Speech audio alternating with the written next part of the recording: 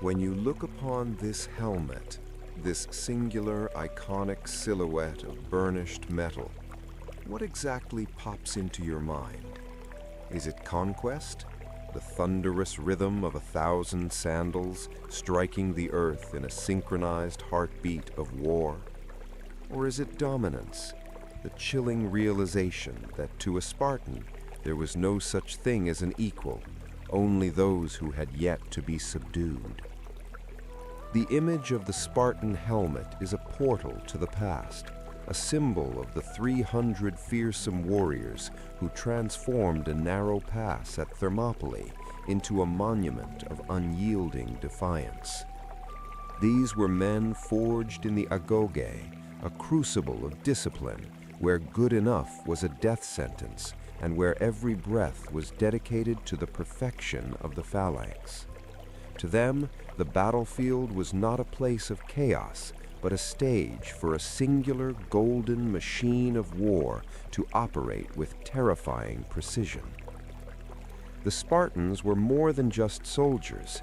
They were the personification of a culture that viewed retreat as an impossibility. When you see that high-crested ridge and the unforgiving lines of the faceplate, you are seeing a mindset where a mother's parting words were to return with your shield or on it. They faced an empire that spanned the known world, and instead of bowing, they became a wall of living gold that refused to break. This is the legacy of the 300, a story of how a handful of men, bound by an unbreakable code and an iron will, conquered everything that headed their way.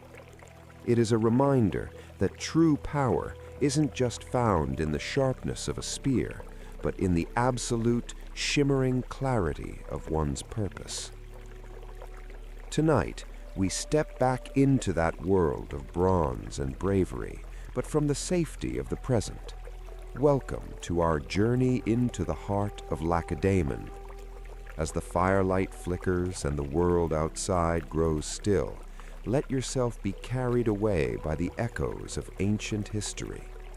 Settle in, find your most comfortable position, and prepare to drift off into the story of the greatest warriors the world has ever known. Good night, and welcome to the legend of the Spartans. Imagine a valley protected by jagged peaks, where the horizon is serrated by the towering heights of Mount Taygetus. This is Laconia, a land defined by its isolation and its rugged, unyielding beauty. The geography itself serves as the first layer of defense, a natural fortress carved out of the Peloponnese by the hands of old gods. Here, the world feels distant, separated from the squabbles of the sea and the vanity of distant city-states by granite walls that touch the clouds. The air in this valley is still, heavy with a silence that feels intentional. It is scented with the sharp, earthy perfume of wild thyme and the crisp, invigorating bite of mountain air. To breathe here is to inhale the very essence of the earth, unfiltered, raw, and pure. It is an atmosphere that does not coddle the weak, but strengthens the lungs of those who call these shadows home, a constant reminder of the wilderness that surrounds and sustains the Spartan way of life. Nestled within this basin, the city of Sparta sits in a way that defies the logic of the ancient world. While other capitals draped themselves in massive fortifications of limestone and marble, Sparta remained exposed to the elements. There were no towering battlements to greet a traveler, no fortified gates to bar the way. The city breathed with the valley, open and unafraid, relying on a different kind of architecture, one built of flesh, bone, and iron-clad resolve. The Spartans famously believed that a city was well fortified, which was surrounded by a wall of men instead of a wall of bricks. This was not mere bravado, it was a fundamental truth of their existence.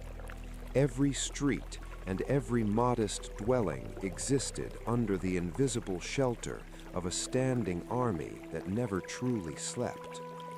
Their protection was mobile, lethal, and breathing, a phalanx that could shift and adapt to any threat long before it ever touched the heart of the home. To look upon the Spartan walls was to look into the eyes of a neighbor, a brother, or a king.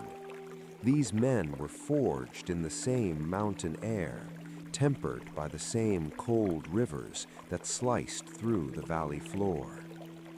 Their shields were the stones of their ramparts, and their spears were the spikes atop their gates. This living fortification meant that the city was not a place of confinement, but a place of absolute, disciplined freedom.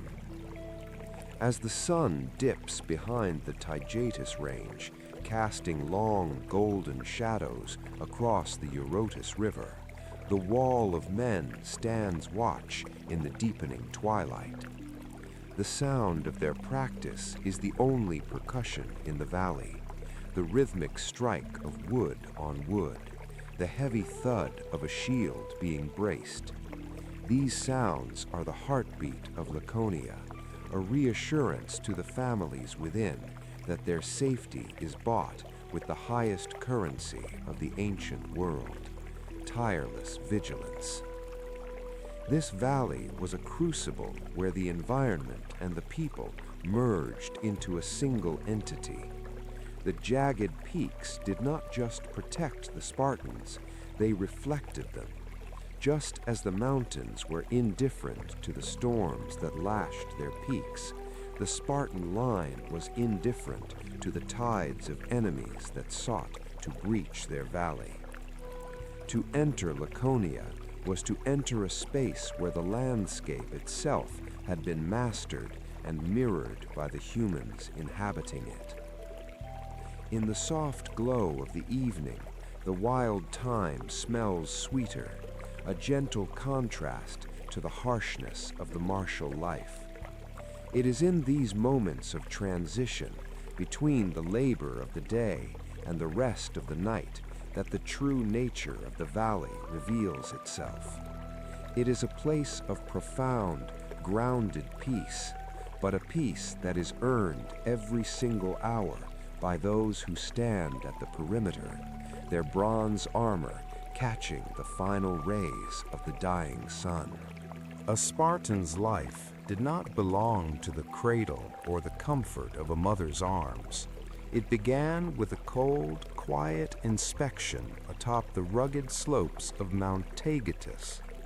From the very first hour of his existence, a male child was brought before the Gerousia, the council of elders, who sat in judgment not of his soul, but of his potential. In the flickering torchlight of the council chamber, the infant was examined for any sign of weakness or frailty. To the Spartans, a child was a future link in the great bronze chain of the phalanx, and that chain could afford no weak links. If deemed fit, the boy was returned to his family, but the shadow of the state remained over his hearth. Even his earliest years were a preparation for the transition from son to soldier. He was not swaddled or coddled. He was bathed in wine to temper his skin and left to find strength in the cool mountain air. He was raised to be unfrightened in the dark, a small growing flame being fanned by a culture that valued resilience above all else. His childhood was a brief window of warmth before the iron gates of Spartan discipline swung shut. At the age of 7, that window closed forever. The boy was taken from his home to begin the agoge, a state-mandated training system designed to strip away the individual and forge a warrior. We see him now, a young boy taking his first tentative steps into the fine, white dust of the gymnasium. The air is thick with the scent of sweat, earth, and the metallic tang of nearby armories. The ground beneath his bare feet is hot and unforgiving, a physical manifestation of the path he is about to walk. In this gymnasium, the boy is no longer a name. He is a member of a herd. Under the watchful eye of the paidonomos, or youth master, he begins the grueling process of physical transformation. He learns to run until his lungs burn, to jump across trenches that seem too wide, and to wrestle peers who are just as desperate to prove their worth. The dust of the gymnasium becomes a second skin, a layer of grit that symbolizes his departure from the softness of domestic life. Hunger is his first constant companion. The state provided only enough food to sustain life, never enough to satisfy it. This was an intentional lesson in resourcefulness and stealth. If the boy wanted to be full, he had to steal, and if he was caught, he was punished, not for the theft, but for the clumsiness of being discovered. In the quiet hours of the night, as he lies on a bed of reeds he harvested himself from the Eurotas River, he learns to master the gnawing ache in his stomach. As the years pass, the boy's steps in the dust grow heavier and more certain. He is taught the art of the dance, not for grace, but for the fluid movements required in battle. He learns the songs of his ancestors, rhythmic chants that will eventually keep his heart steady when the spears begin to clatter. The gymnasium is no longer a place of fear. It has become his temple. He begins to understand that his body is not his own. It is a weapon forged for the preservation of Sparta. The discipline is enforced by the whip, a tool used to instill an ironclad tolerance for pain. He learns to receive a blow without a flinch, to endure the bite of the lash with a silent, stony face. This endurance is the gold of the Spartan spirit, an endless fortification that no wall of stone could ever match. The boy in the dust is being ground down like a rough diamond, his edges smoothed by the friction of hardship until only the brilliant, hard core remains. By the time he reaches his teenage years, the boy has become a shadow of his former self. He is lean, scarred, and possesses a gaze that is far older than his years. He has survived the Crypteia, a period of hiding in the wilderness where he lived by his wits and a small knife, proving he could be as silent as the mountain mist. The gymnasium has prepared him for the ultimate transition, the moment he will finally be allowed to take up the heavy, circular shield of a man. Standing at the edge of the training grounds, he looks back at the smaller footprints he left years ago. The dust has settled over them, just as the boy he once was has been buried beneath the layers of the soldier he has become. He is now ready to stand in the line, to feel the shoulder of his brother-in-arms against his own, and to offer his life to the state that has meticulously crafted every fiber of his being. At the age of 7, the threshold of childhood is crossed for the last time.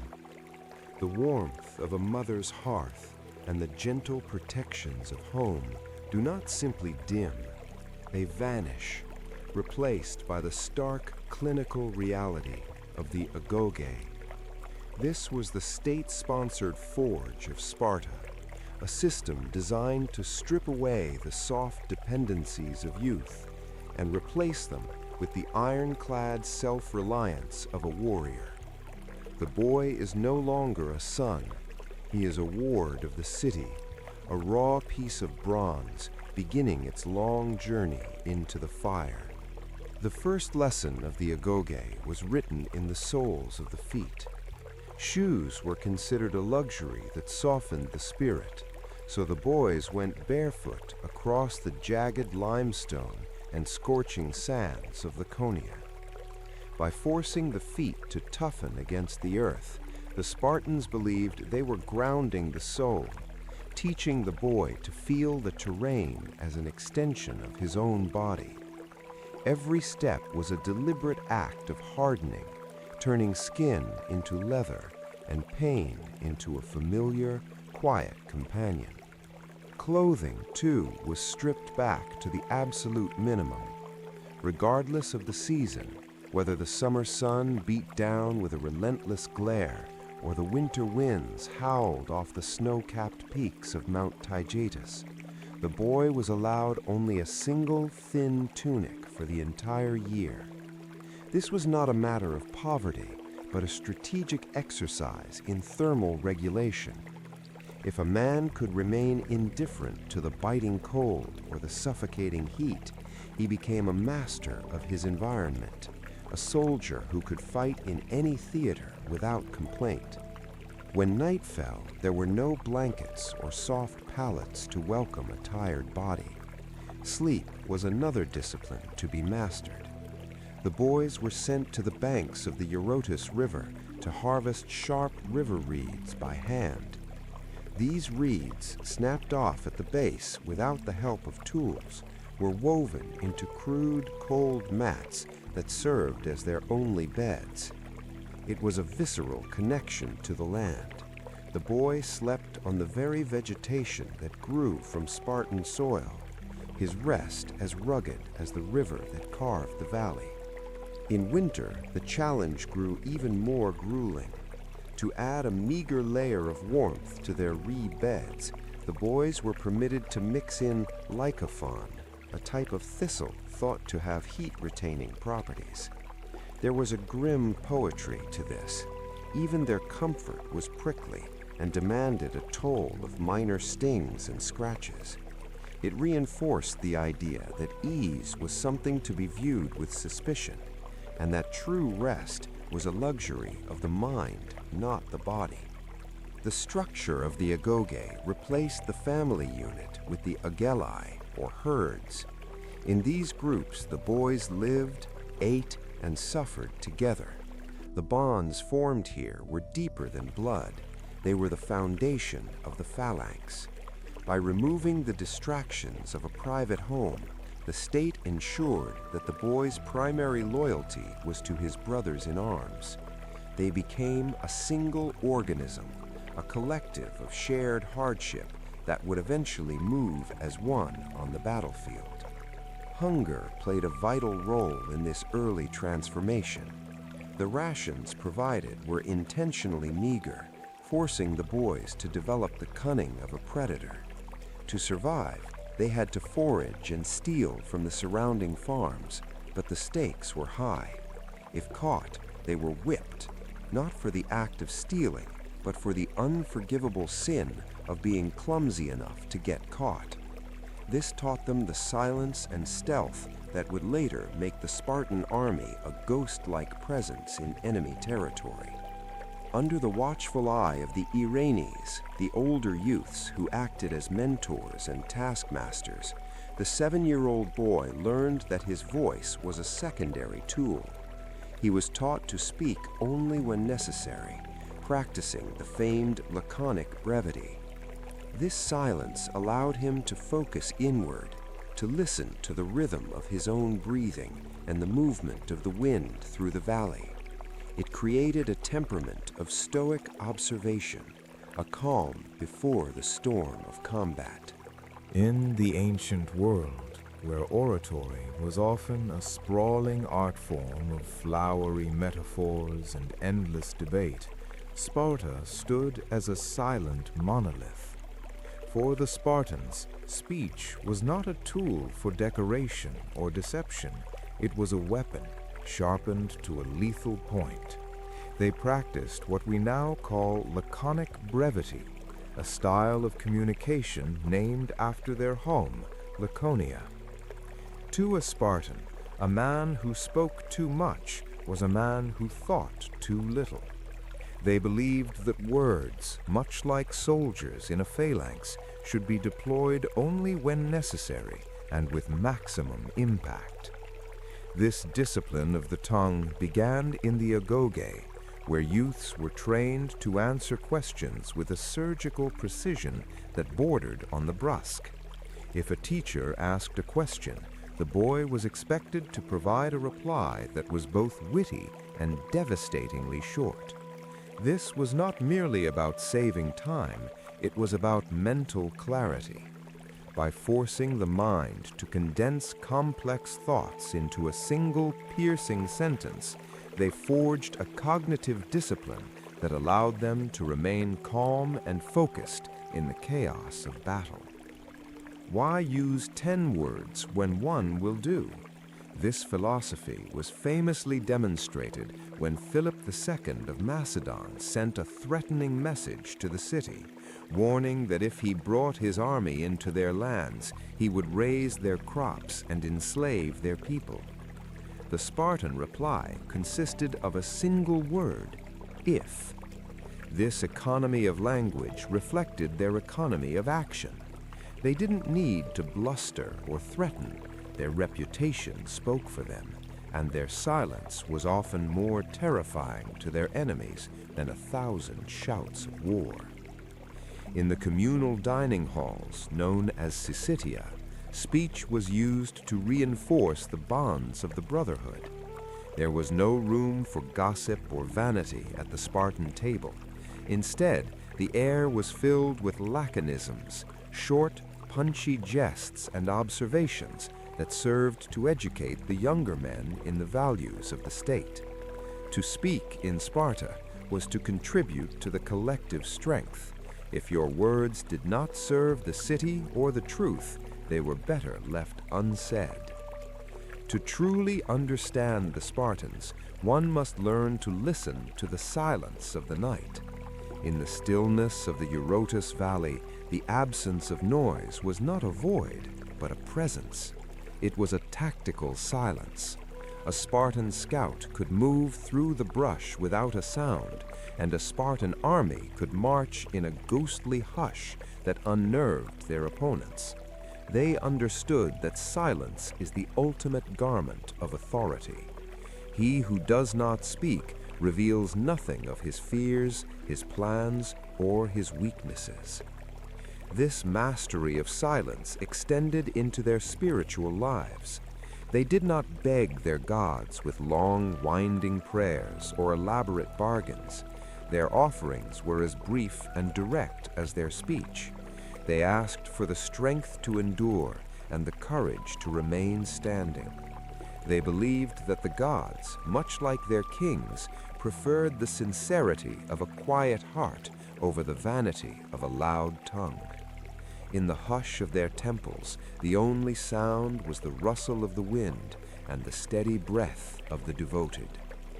In the heat of combat, this brevity became a life-saving grace.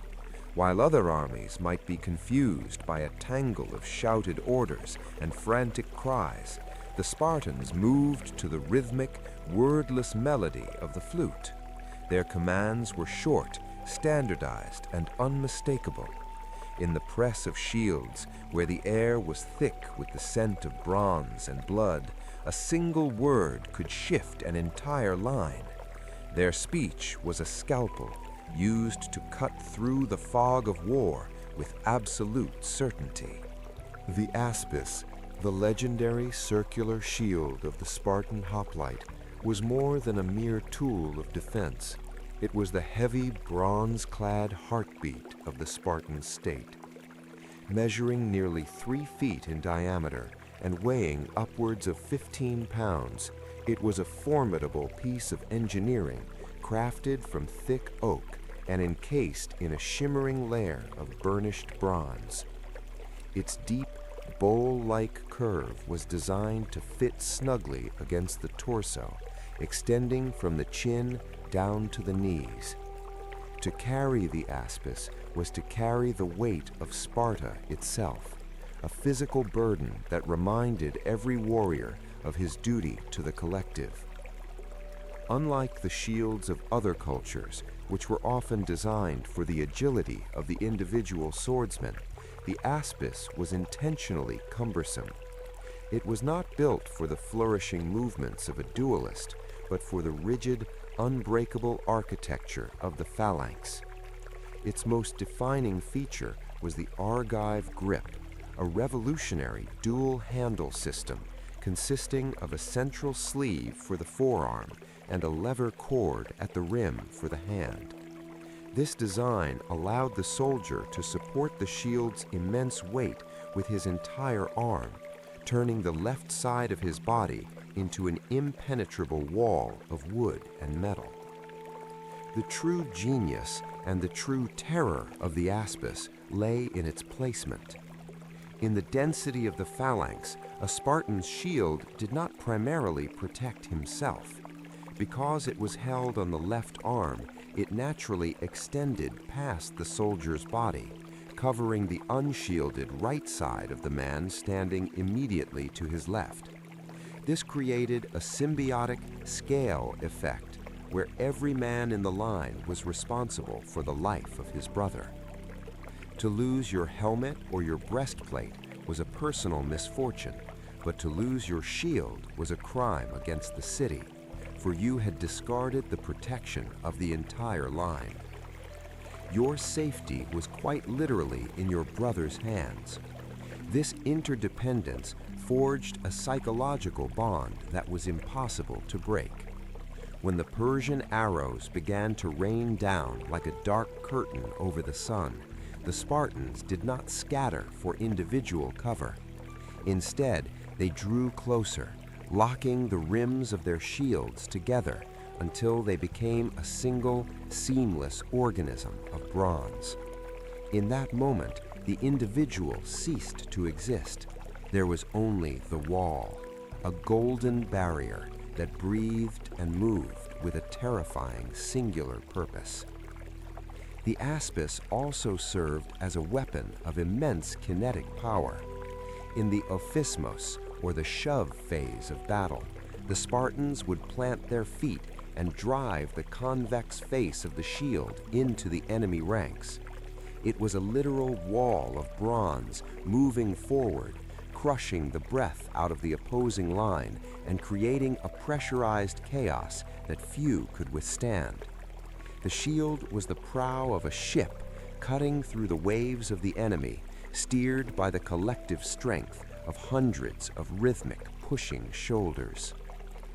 This shield was so central to the Spartan identity that it became the ultimate symbol of honor and shame. It was the source of the famous Laconian parting phrase, "with it or on it." To return with it meant you had held your place in the line, maintaining the integrity of the phalanx. To return on it meant you had fallen in battle and were being carried home on the very timber that had failed to save you. There was no middle ground. To throw away one's shield to run faster from a fight was the ultimate act of cowardice, a betrayal of the men who relied on your shadow for their survival. Beyond the bronze face, the aspis was a canvas of intimidation. Many Spartans painted the Greek letter lambda upon their shields, standing for Lacedaemon. When thousands of these identical symbols crested a hill, shimmering in the morning light, the visual impact was overwhelming. It was a message to the enemy that they were not fighting a collection of men, but a unified force of nature. The shining gold of the shields was the last thing many opponents saw before the wall of bronze closed in. Even in the quiet hours of the camp, the aspis was never far away. It served as a seat during council, a basin for washing, and a constant reminder of the man standing next to you. A Spartan spent more time with his shield than with his own family. It was his most intimate companion, his silent protector, and eventually his coffin. The scent of the oil used to polish the bronze and the feel of the leather grip were the sensory anchors of a life lived in the service of others. Strange as it seems, the Spartans, men often viewed as the most rigid and austere warriors in history, were a people deeply rooted in the art of music.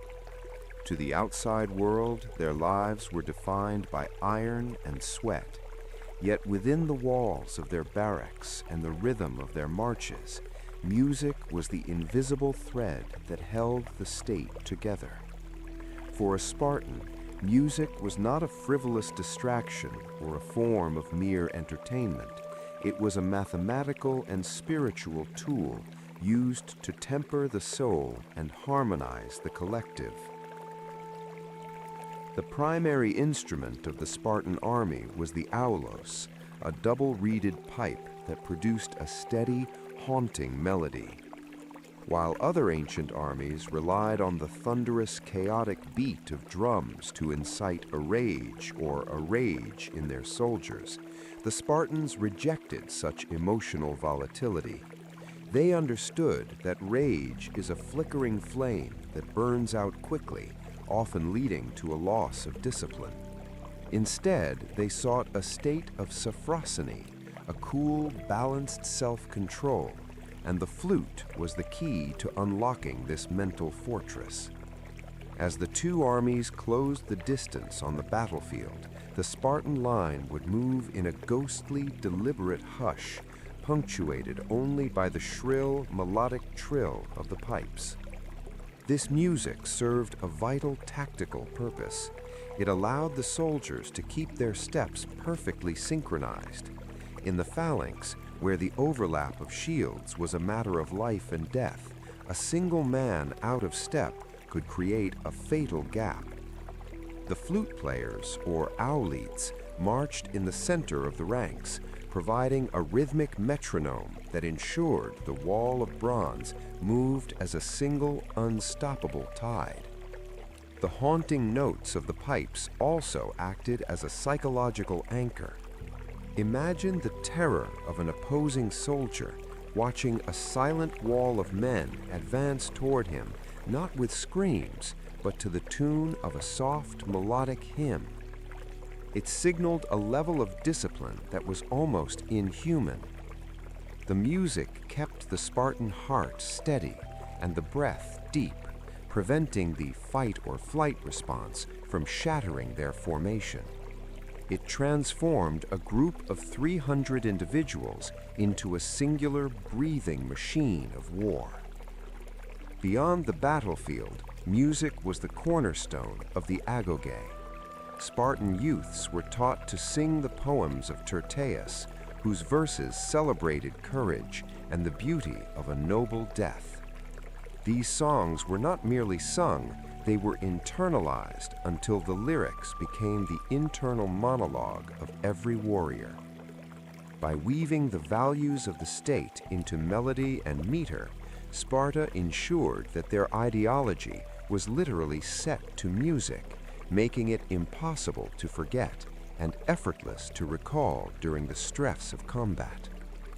The Spartans also used music to measure the grace and agility of their movements.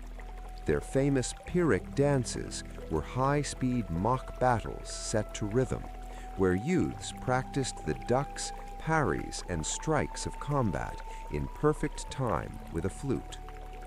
This blurred the line between art and war. To a Spartan, a man who could not hold a beat was a man who could not be trusted in the press of shields.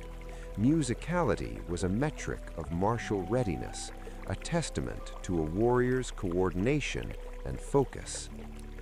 In the quiet hours of the night in the Eurotas Valley, the sound of the pipes would drift through the camps, a somber reminder of their ancestors and the weight of their legacy. This music was often described as laconic, brief, powerful, and devoid of unnecessary ornamentation. It didn't seek to impress the listener with complexity. It sought to resonate with the core of their being. It was the sound of the mountain air and the river reeds transformed into a call to duty. The phoenix was far more than a simple garment. It was the vivid crimson soul of the Spartan military machine. Woven from heavy wool and dyed with a richness that bordered on the divine, this cloak was the primary visual identifier of a Spartan hoplite. In an era where many soldiers wore whatever they could afford, the uniform deep red of the Spartan line served as a terrifying omen to anyone who stood across the battlefield. It was a statement of unity and a warning that the men before you were not individuals, but a single blood-colored tide. The choice of crimson was a masterpiece of psychological warfare.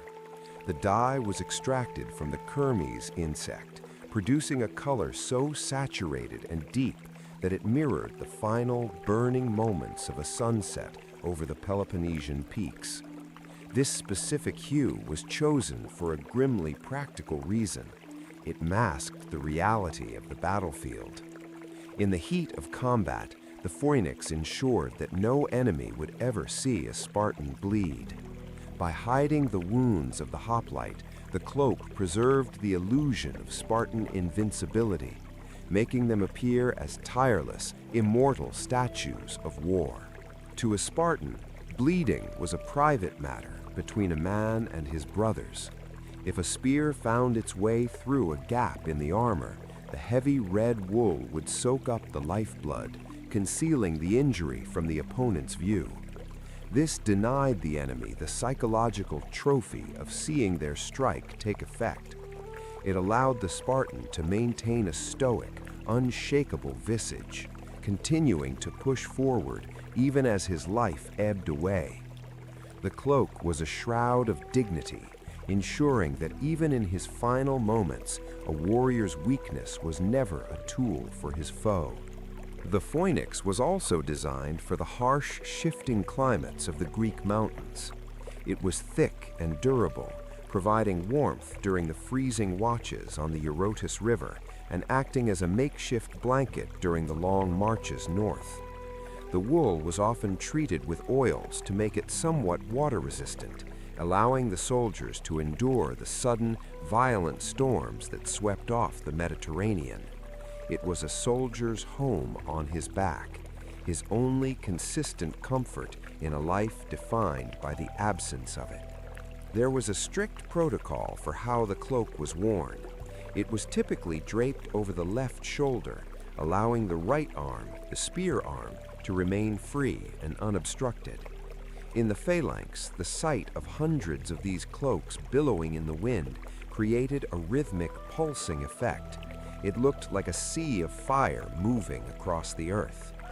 This visual uniformity reinforced the Spartan belief that the individual must be submerged into the state.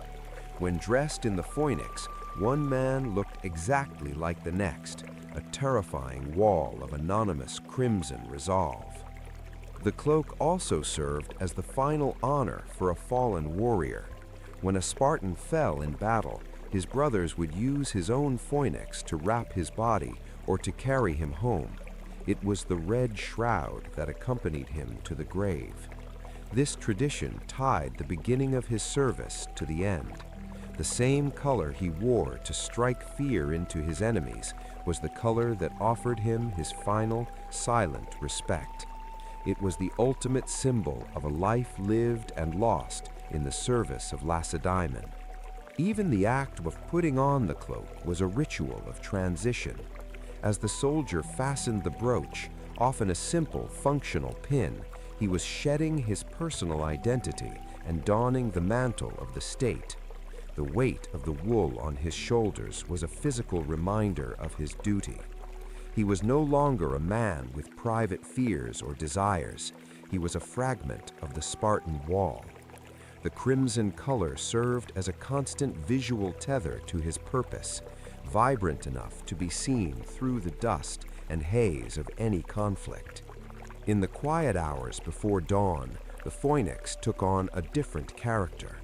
Under the moonlight, the deep red turned to a dark, shadowy purple, blending the soldiers into the landscape of Laconia. It made them ghosts in the mountain mist, moving with a silence that belied their lethal intent. They understood the theater of war perfectly, how to be seen when they wanted to intimidate, and how to vanish when they wanted to strike. The cloak was their primary tool in this ancient dance of visibility and shadow. We meet Leonidas, the Aegead king of Sparta, but he is not the towering, immortal figure of modern cinema. He is a man of silver hair, his beard streaked with the gray of 100 seasons, and his face etched with the deep lines of a life lived under the relentless Laconian sun. He does not sit upon a gilded throne or hide behind marble walls. He is a man of iron resolve, who understands that the true authority of a king is found not in his crown, but in his willingness to suffer alongside the lowest of his subjects. In Sparta, kingship was a burden of service, and Leonidas bore it with a stoic grace. He was not a god, despite the divine lineage claimed by his house. He was a mortal man who felt the same biting cold of the mountain wind and the same gnawing hunger of a long march. He stood as the living embodiment of the laws of Lycurgus, proving every day that the distance between a king and a soldier was measured only by the weight of their responsibility, not by the quality of their comforts. Nowhere was this equality more evident than at the Syssitia, the communal dining halls. Leonidas sat at a simple wooden table, eating the same infamous black broth, a concoction of boiled pig's legs, blood, salt, and vinegar, as the youngest recruit. He did not feast on delicacies while his men starved. He shared their meager rations, acknowledging that the strength of the phalanx depended on a shared physical reality. To eat the same bitter food was to digest the same Spartan truth, that luxury is the mother of weakness. When the army moved, Leonidas did not travel in a litter or on the back of a horse to stay above the dust. He marched on his own 2 feet, his sandals striking the same rocky earth as the 300 men behind him. He carried his own aspis, its bronze weight pressing against his arm, a constant reminder that he was first and foremost a hoplite. By choosing to walk in the dust, he ensured that when he gave the order to advance, his men knew he was already leading the way. Sleep offered no royal reprieve for the king of Sparta. When night fell over the camp, Leonidas did not seek out a soft bed or a tent of silk. He slept in the same dirt as his warriors, his head perhaps resting on his shield, his body wrapped in the same crimson phonix. This proximity of sleep created a profound psychological bond. The men did not just serve him, they lived with him. They heard his steady breathing in the dark and knew that their king was vulnerable to the same elements, making his courage all the more inspiring. His iron resolve was not born of arrogance, but of a quiet, unshakable certainty. Leonidas understood the cost of the coming conflict better than anyone. He had consulted the oracle. He knew that for Sparta to survive, a king must fall. Yet there was no tremor in his hand as he sharpened his spear. His leadership was a masterclass in calm, a silver-haired steadying force that kept the hearts of his men from fluttering even as the shadow of the Persian Empire loomed over the pass. The relationship between Leonidas and his 300 was one of mutual, silent respect. He did not need to shout to be heard. A simple nod or a steady gaze from his aging eyes was enough to solidify a man's purpose. He knew each of them by name, knew their fathers, and knew the sons they left behind. He was a father figure to an entire army, a man who had sacrificed the ease of his elder years to stand at the most dangerous point of the line. As we visualize him now, standing at the edge of the hot gates, we see a man who has shed every vanity. His armor is scratched and dull from use. His hair is whipped by the salt spray of the Malian Gulf, and his feet are caked in the mud of the pass. He is the gold standard of leadership, precisely because he refused to be gold. He chose to be iron. He chose to be the dirt, the broth, and the blood, becoming a part of the very earth he was sworn to protect. The arrival of word that a shadow was moving across the sea did not come as a frantic cry in Sparta, but as a low, ominous vibration felt in the very marrow of the Peloponnese. It began as a ripple of rumors from the Ionian coast, stories of a fleet so vast it choked the Hellespont, and a march so massive it drank rivers dry. This was the shadow of the Achaemenid Empire, a sprawling, multi-continental titan that had finally turned its singular, burning eye toward the small, rocky peninsula of Greece. To the Spartans, this was not just a report of an approaching army, it was the arrival of an existential storm. The messenger who finally stood before the Spartan kings did not speak of men, but of 1,000,000 souls. He spoke of an empire that did not merely march, but consumed everything in its path, like a slow-moving lava flow of humanity. This was the host of Xerxes, the king of kings, a man who believed the sea and the sky owed him tribute. The sheer scale of the force defied the imagination of the time, a tapestry of nations, languages, and armors, all unified under the singular, terrifying will of a man who styled himself a god on earth. As this shadow deepened, the earth itself seemed to groan under the weight of Xerxes' gold. This was not the functional, battle-hardened bronze of the Greeks. It was a decadent, crushing wealth that sought to buy what it could not conquer. The Persian war machine was adorned in finery, gilded chariots, silver-tipped spears, and silk banners that unfurled like the wings of a predatory bird. The sound of their advance was a cacophony of thousands of clinking coins and heavy ornaments, a rhythmic reminder that they intended to drown the world in the sheer opulence of their power. In the Eurotas Valley, the air grew thick with the tension of this approaching weight. The Spartans, who lived in a state of curated poverty, watched the horizon with a quiet, analytical disdain. They saw the weight of gold not as a strength, but as a burden. To them, the Persian Empire was a bloated giant, heavy with its own excess and slowed by its own arrogance. They understood that while gold could bribe a city or build a bridge of boats, it could not sharpen the resolve of a man who had nothing to lose but his honor. Xerxes' gold represented a world of absolute hierarchy and crushing submission. Behind the shimmering facade of the Persian vanguard lay an endless line of conscripts, men driven forward by the lash rather than by love for their country. The weight that the earth felt was the weight of 1,000,000 shackled wills, a collective pressure that sought to flatten the rugged, independent spirit of the Greek city-states. It was the ultimate clash of philosophies, the heavy, golden blanket of an empire versus the sharp, unyielding iron of a free people.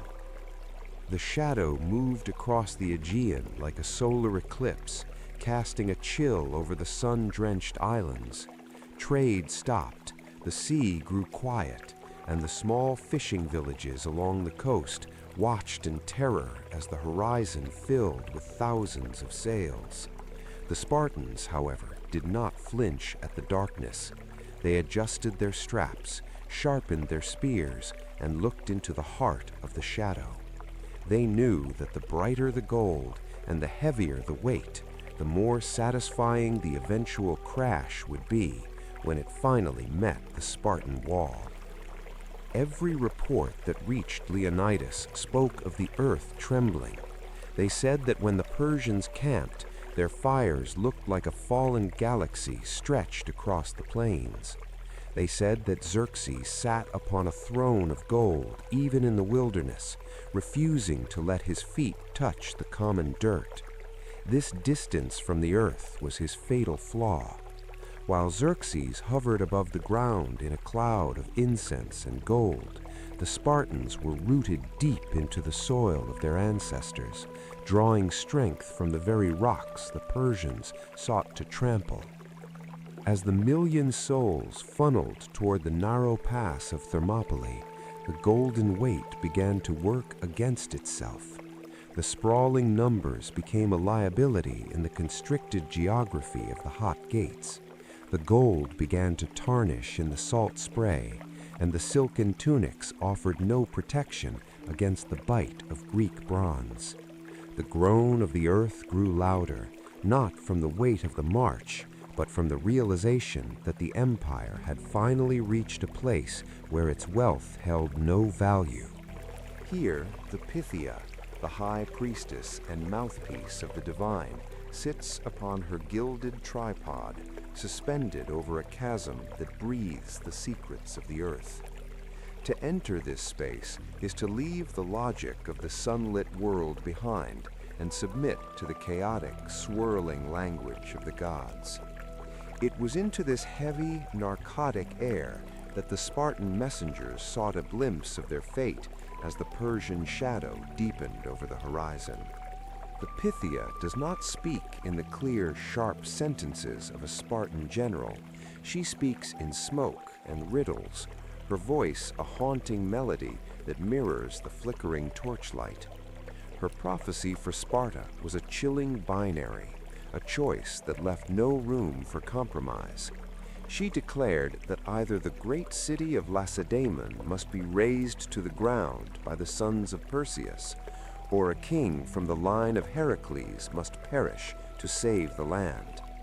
There was no middle path, no third option of diplomacy or escape. The gods demanded a high price for the survival of Greece, and that price was written in royal blood. When the word of this prophecy reached Leonidas, it did not arrive as a shock, but as a confirmation of a truth he had likely carried in his heart since he first donned the crimson cloak. He stood in the center of Sparta, a city that famously lacked stone walls, and looked out over the valley he had spent his life defending. He looked at the modest homes, the quiet olive groves, and the children playing in the dust of the gymnasium. He saw a legacy that was older than memory, and a future that was currently being weighed on the scales of a distant, smoke-filled room. Then Leonidas looked at his shield, the heavy, bronze-faced auspice that bore the scars of 1,000 training sessions. In the reflection of that burnished metal, he saw not just his own silvering hair, but the faces of every man who had ever stood to his left. He understood that the prophecy was not a threat, but an invitation to fulfill the ultimate purpose of a Spartan king. To be a king was to be the first to sacrifice. It was to be the stone that held the arch together. If his death was the mortar required to keep the wall of men standing, then his path was already decided. Leonidas made his choice with the same quiet, iron resolve that defined his every march. He did not seek to argue with the Pythia's riddles or find a clever way to circumvent the sacrifice. He understood that in the grand geometry of history, a single life, even the life of a king, was a small thing compared to the preservation of a people's spirit. By choosing to die, he was choosing to make Sparta immortal. He was transforming a military defense into a spiritual crusade, ensuring that the story of the 300 would outlast the very empire that sought to crush them. This choice rippled through the city like a low, resonant bell. The Spartans did not mourn for their king, they prepared to follow him. There is a profound, somber beauty in a leader who acknowledges his own end with such clarity. It removed the burden of fear from his men. If the king had already accepted the smoke and the riddles, if he had already looked into the abyss of the prophecy and stepped forward anyway, then what was there for a soldier to fear? The path to the hot gates was paved with this absolute, shared certainty. As he prepared his small force of 300 fathers, Leonidas was acting as the architect of his own legend. He knew that the world was watching, and that the manner of his death would speak louder than any victory. The king must die was not just a requirement of the oracle, it was a tactical necessity to ignite the soul of Greece. He was trading his breath for a fire that would eventually burn through the Persian ranks at Salamis and Plataea. His shield was no longer just a tool for protection, it was the altar upon which he would lay down his life. In the final hours before the march north, Leonidas likely sat in the silence of the Eurotas Valley, listening to the river and the wind through the peaks. The smoke of the Pythia was far away now, but the clarity of her message remained. He had looked at his city, and he had looked at his shield, and he found that they were one and the same. To protect the one, he must use the other until his strength failed. There was a peace in this realization, a stripping away of the unnecessary until only the core of his duty remained, shining and golden in the twilight of his reign. When Leonidas began the selection process for the expedition to Thermopylae, he did not look for the raw, unbridled energy of the youngest recruits, nor did he prioritize those who could lift the heaviest stones in the gymnasium. He looked for something far more durable and complex, the quiet, steady resolve of the fathers. In a culture that prized youth and physical perfection, this was a profound tactical and spiritual shift. He sought out men who had already fulfilled their duty to the biological legacy of Sparta, men who had sons back in the valley to carry on their names, their estates, and their honor. This criterion was a masterful stroke of psychological preparation. By choosing fathers, Leonidas ensured that the men standing in that narrow pass were not fighting for glory or for a future they hoped to see. They were fighting to protect the future they had already created. There is a specific kind of bravery that belongs to a man who knows exactly what he is leaving behind. It is not the reckless courage of a youth with nothing to lose, but the calculated, unmovable sacrifice of a patriarch who knows that his death is the literal shield for his family's survival. The selection of the 300 fathers turned the mission into a funeral procession for the living. Every man who stepped into the line knew that he was not expected to return. Because they had heirs, their houses would not fall, and their lineage would not be extinguished from the Spartan records. This removed the final tether of self-preservation. When a man knows his name is secure in the voices of his sons, he can face the spear with a clarity that a childless man cannot possess. He becomes a ghost before he even falls, a golden statue of duty. Leonidas was also selecting for a specific temperament. Younger men might be prone to the rage of battle, a hot-blooded fury that can lead to broken formations and tactical errors. Fathers, however, possessed the patience born of years of stewardship. They understood the slow, grinding reality of the phalanx. They were men of silver hair and steady hands, capable of standing for days in the salt spray and the heat without letting their focus waver. They were the anchors of the Spartan soul, the most stable elements of a society built on stability. There was a somber understanding in the eyes of these men as they gathered their gear. When they polished their bronze aspis for the last time at home, they were not just preparing for a campaign, they were performing a ritual of transition. They looked at their sons, the young boys still training in the dust of the gymnasium, and saw the continuation of the Spartan story. This allowed the fathers to step away from their hearths, not with regret, but with the profound peace of a man who has finished his primary work and is now ready for his final, greatest service. The social impact of this choice on the city of Sparta was equally significant. By choosing men with sons, Leonidas ensured that the blow of their loss would not cripple the city's future demographics. Sparta was always a city of low birth rates and high standards. To lose 300 of its best youth without heirs would have been a strategic disaster.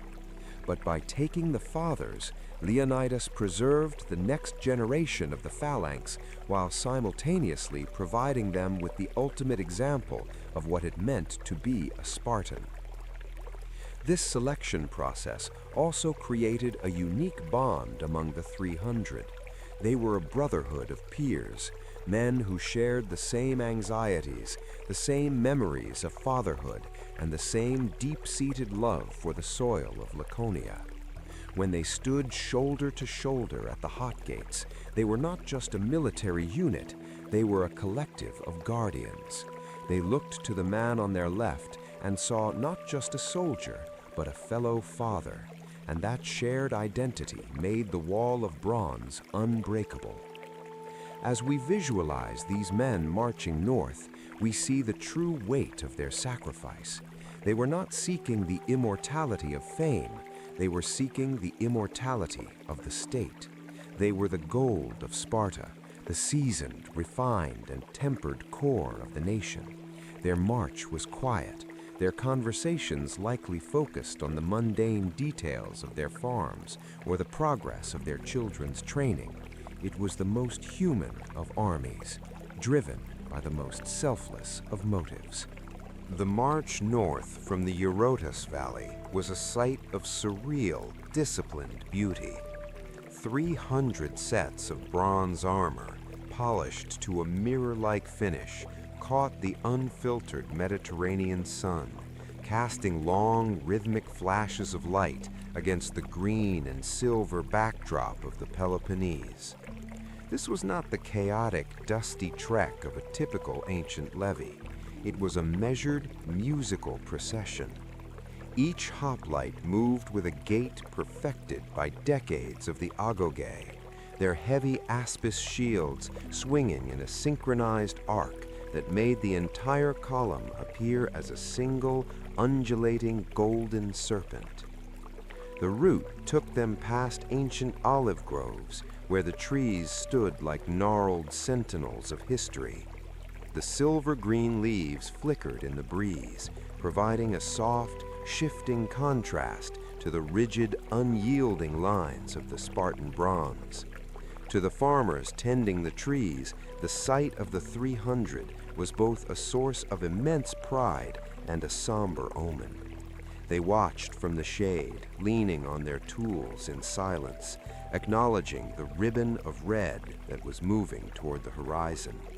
There was no cheering, only a profound, heavy respect that hung in the summer air.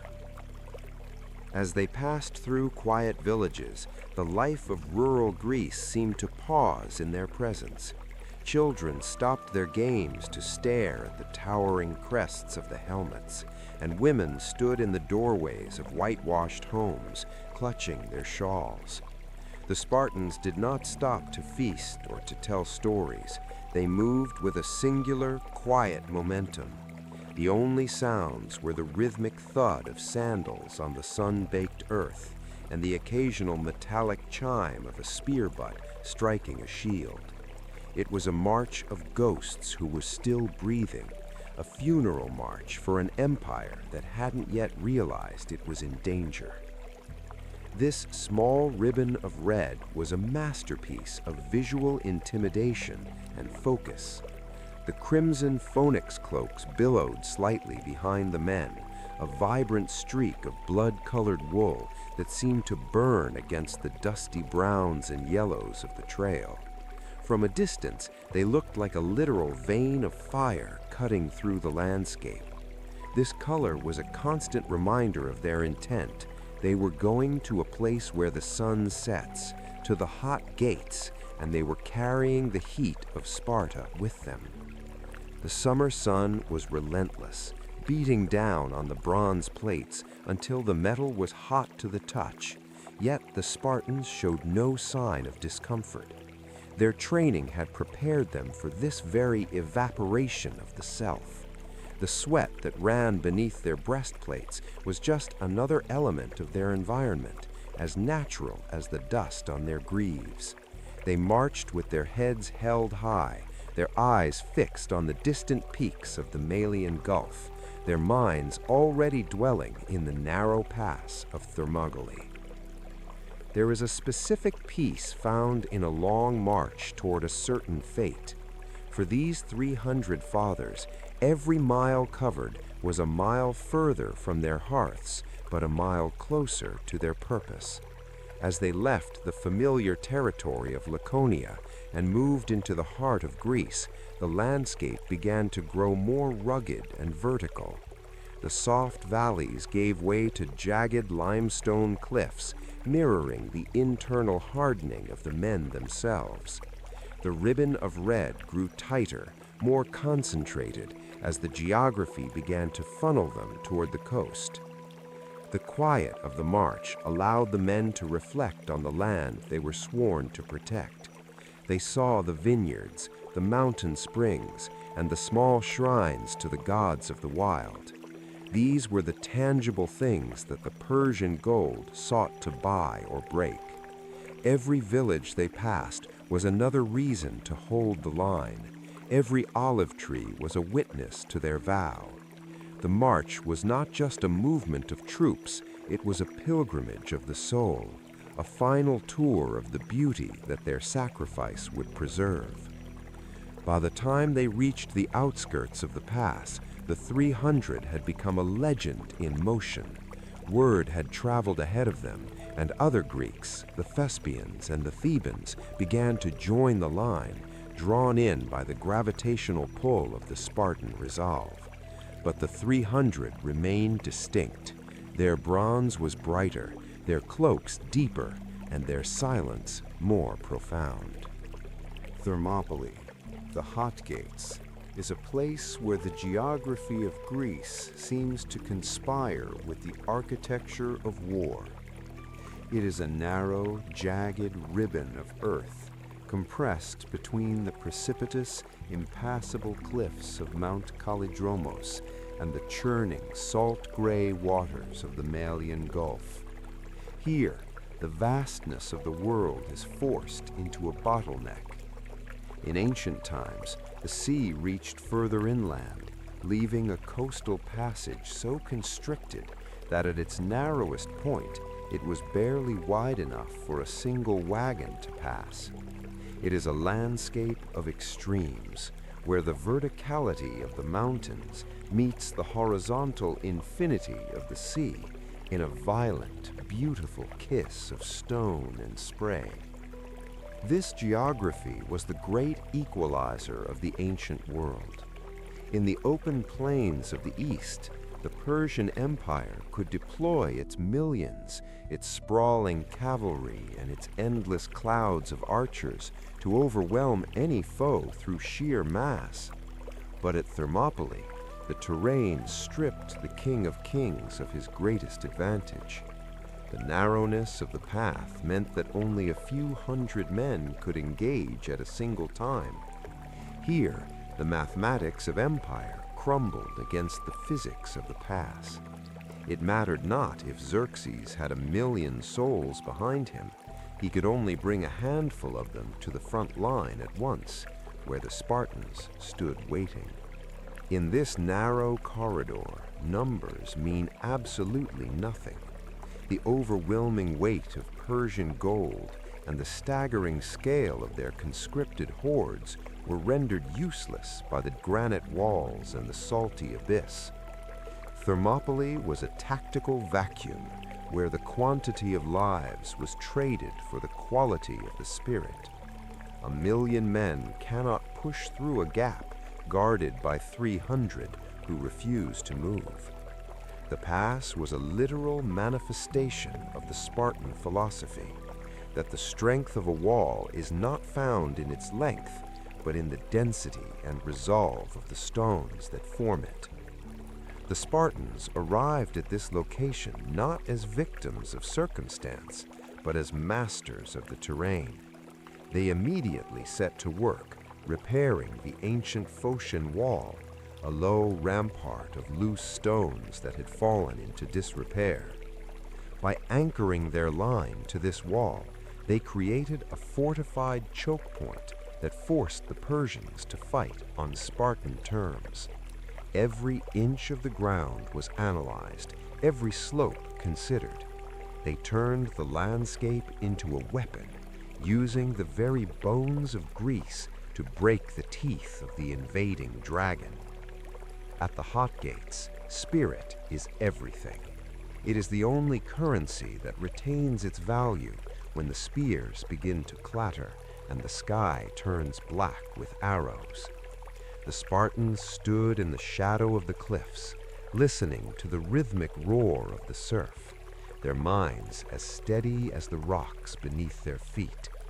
They knew that their task was not to win a war of attrition, but to win a war of will. They were there to prove that a free heart, disciplined by law and bound by brotherhood, could withstand the crushing pressure of 1,000 shackled minds. The air at the pass was thick with the scent of sulfur from the nearby hot springs, the hot in the hot gates. This primordial smell, rising from the cracks in the earth, gave the place an otherworldly, liminal feeling, as if it were a bridge between the world of the living and the realm of the dead. For the 300, this was fitting. They were standing on the threshold of history, prepared to become the gatekeepers of Western civilization. The steam from the springs mingled with the salt spray, coating their bronze armor in a fine, briny mist that shimmered in the morning light. As the Persian vanguard approached, they saw the Spartans not in a state of panic, but in a state of ritualistic calm. Some were exercising, their muscles rippling in the sun. Others were meticulously combing their long hair, a Spartan tradition, before entering a battle they did not intend to survive. This sight was more terrifying to the Persian scouts than 1,000,000 shouting men. It signaled a spirit that had already transcended the fear of death, a collective soul that had found peace in the narrowness of its fate. The kiss of the mountain and the sea created a theater of the sublime. To stand at Thermopylae is to feel the crushing weight of the earth on one side and the invitation of the infinite on the other. For the Spartans, this was the perfect stage. They were a people who lived between the extremes of harsh discipline and poetic beauty. In the pass, they found a home for their iron resolve. They became the living hinge upon which the gate of history swung, held in place by the geography of their homeland and the fire of their intent. Across the pass, the world was of a different texture entirely. There, Xerxes, the king of kings, sat upon a throne of solid gold that had been hauled across continents to overlook the Malian Gulf. To Xerxes, power was a matter of elevation and display. He was a god-king who viewed the earth from a seat of shimmering precious metal, surrounded by the heavy incense of the east and the fawning whispers of 1,000 courtiers. From his high vantage point, he looked down upon the narrow strip of Greek soil as if it were a mere stage for his inevitable triumph, his throne a glittering island in a sea of silk and steel. Through the shimmering heat haze rising from the salt flats and the sulfurous steam of the hot springs, Xerxes turned his gaze toward the Spartan camp. He expected to see a rabble of terrified men huddled in the shadow of the Phocian wall, perhaps sharpening their spears with trembling hands or offering desperate, frantic prayers to their gods. Instead, the sight that met his eyes was so incongruous, so utterly defiant of the reality of their situation, that he found himself gripped by a cold, silent confusion. He saw the Spartans engaged in what appeared to be the preparations for a grand festival. In the golden light of the afternoon, the 300 warriors were stripped to the waist, their bodies glistening with oil as they performed rhythmic, high-intensity exercises. They moved with a fluidity and grace that belied the heavy bronze armor resting nearby. To the Persian scouts, this looked like the madness of men who did not understand the doom that awaited them. But to the Spartans, it was the final calibration of the human machine. Most baffling to the King of Kings was the sight of these fearsome warriors sitting in small groups, meticulously combing their long, dark hair. In the Spartan tradition, the hair was a cheap ornament for the handsome and a terror for the ugly. It was groomed with extra care only when the owner expected to face death. By combing their locks in the face of an empire, the Spartans were signaling that they were not merely prepared for a fight, they were prepared for a dignified end. They were dressing for their own funeral, and they were doing so with the meticulous vanity of a bridegroom. Xerxes watched this display through the haze, his mind unable to bridge the gap between his own philosophy of power and the Spartan philosophy of being. To Xerxes, men were tools to be spent or ornaments to be displayed. To the Spartans, the body was a temple, and the coming battle was a sacred rite. The king's throne was heavy, stationary, and brittle in its opulence, while the Spartan camp was light, mobile, and vibrant with the energy of men who had already shed the weight of the world. The contrast was a silent dialogue between two civilizations. On one side was the million souls, a crushing weight of gold and silk that moved only because it was commanded. On the other side were 300 men who moved because they were free. Xerxes' gold could buy the earth, but it could not buy the nonchalance he saw in the way a Spartan warrior braided his hair while an empire watched. This psychological disconnect was the first true breach in the Persian line, a crack in the king's confidence that no amount of wealth could mend. The festival the Spartans were preparing for was the festival of legacy. They were ensuring that when they fell, they would do so as the finest versions of themselves. This was not the desperate exercise of the condemned, but the joyous movement of the liberated. Every push-up in the dust and every stroke of the comb was an act of defiance against the shadow that sought to engulf them. They were making themselves shining and golden in a way that Xerxes' throne could never be, not through metal, but through spirit. As the incense smoke from the Persian camp drifted across the pass, it met the salt spray of the Spartan shore. Xerxes sat in his gilded silence, waiting for the Greeks to realize their folly.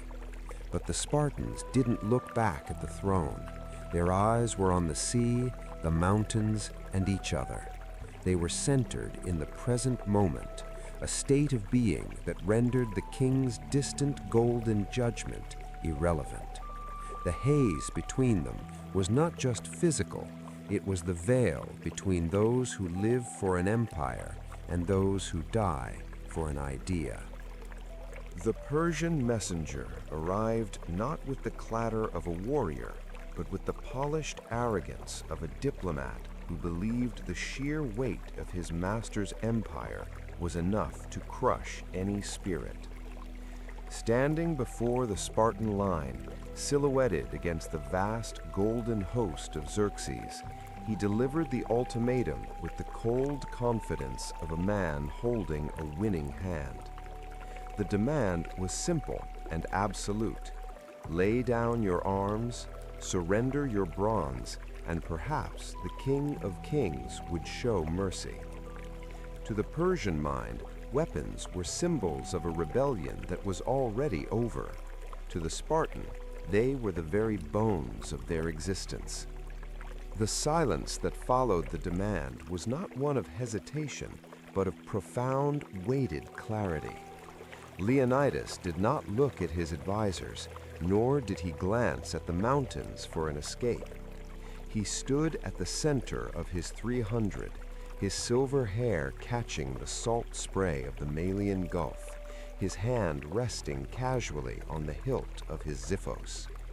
In that moment, the entire history of the Agojay, the years of hunger, the cold beds of reeds, and the iron laws of Lycurgus culminated in a single point of decision.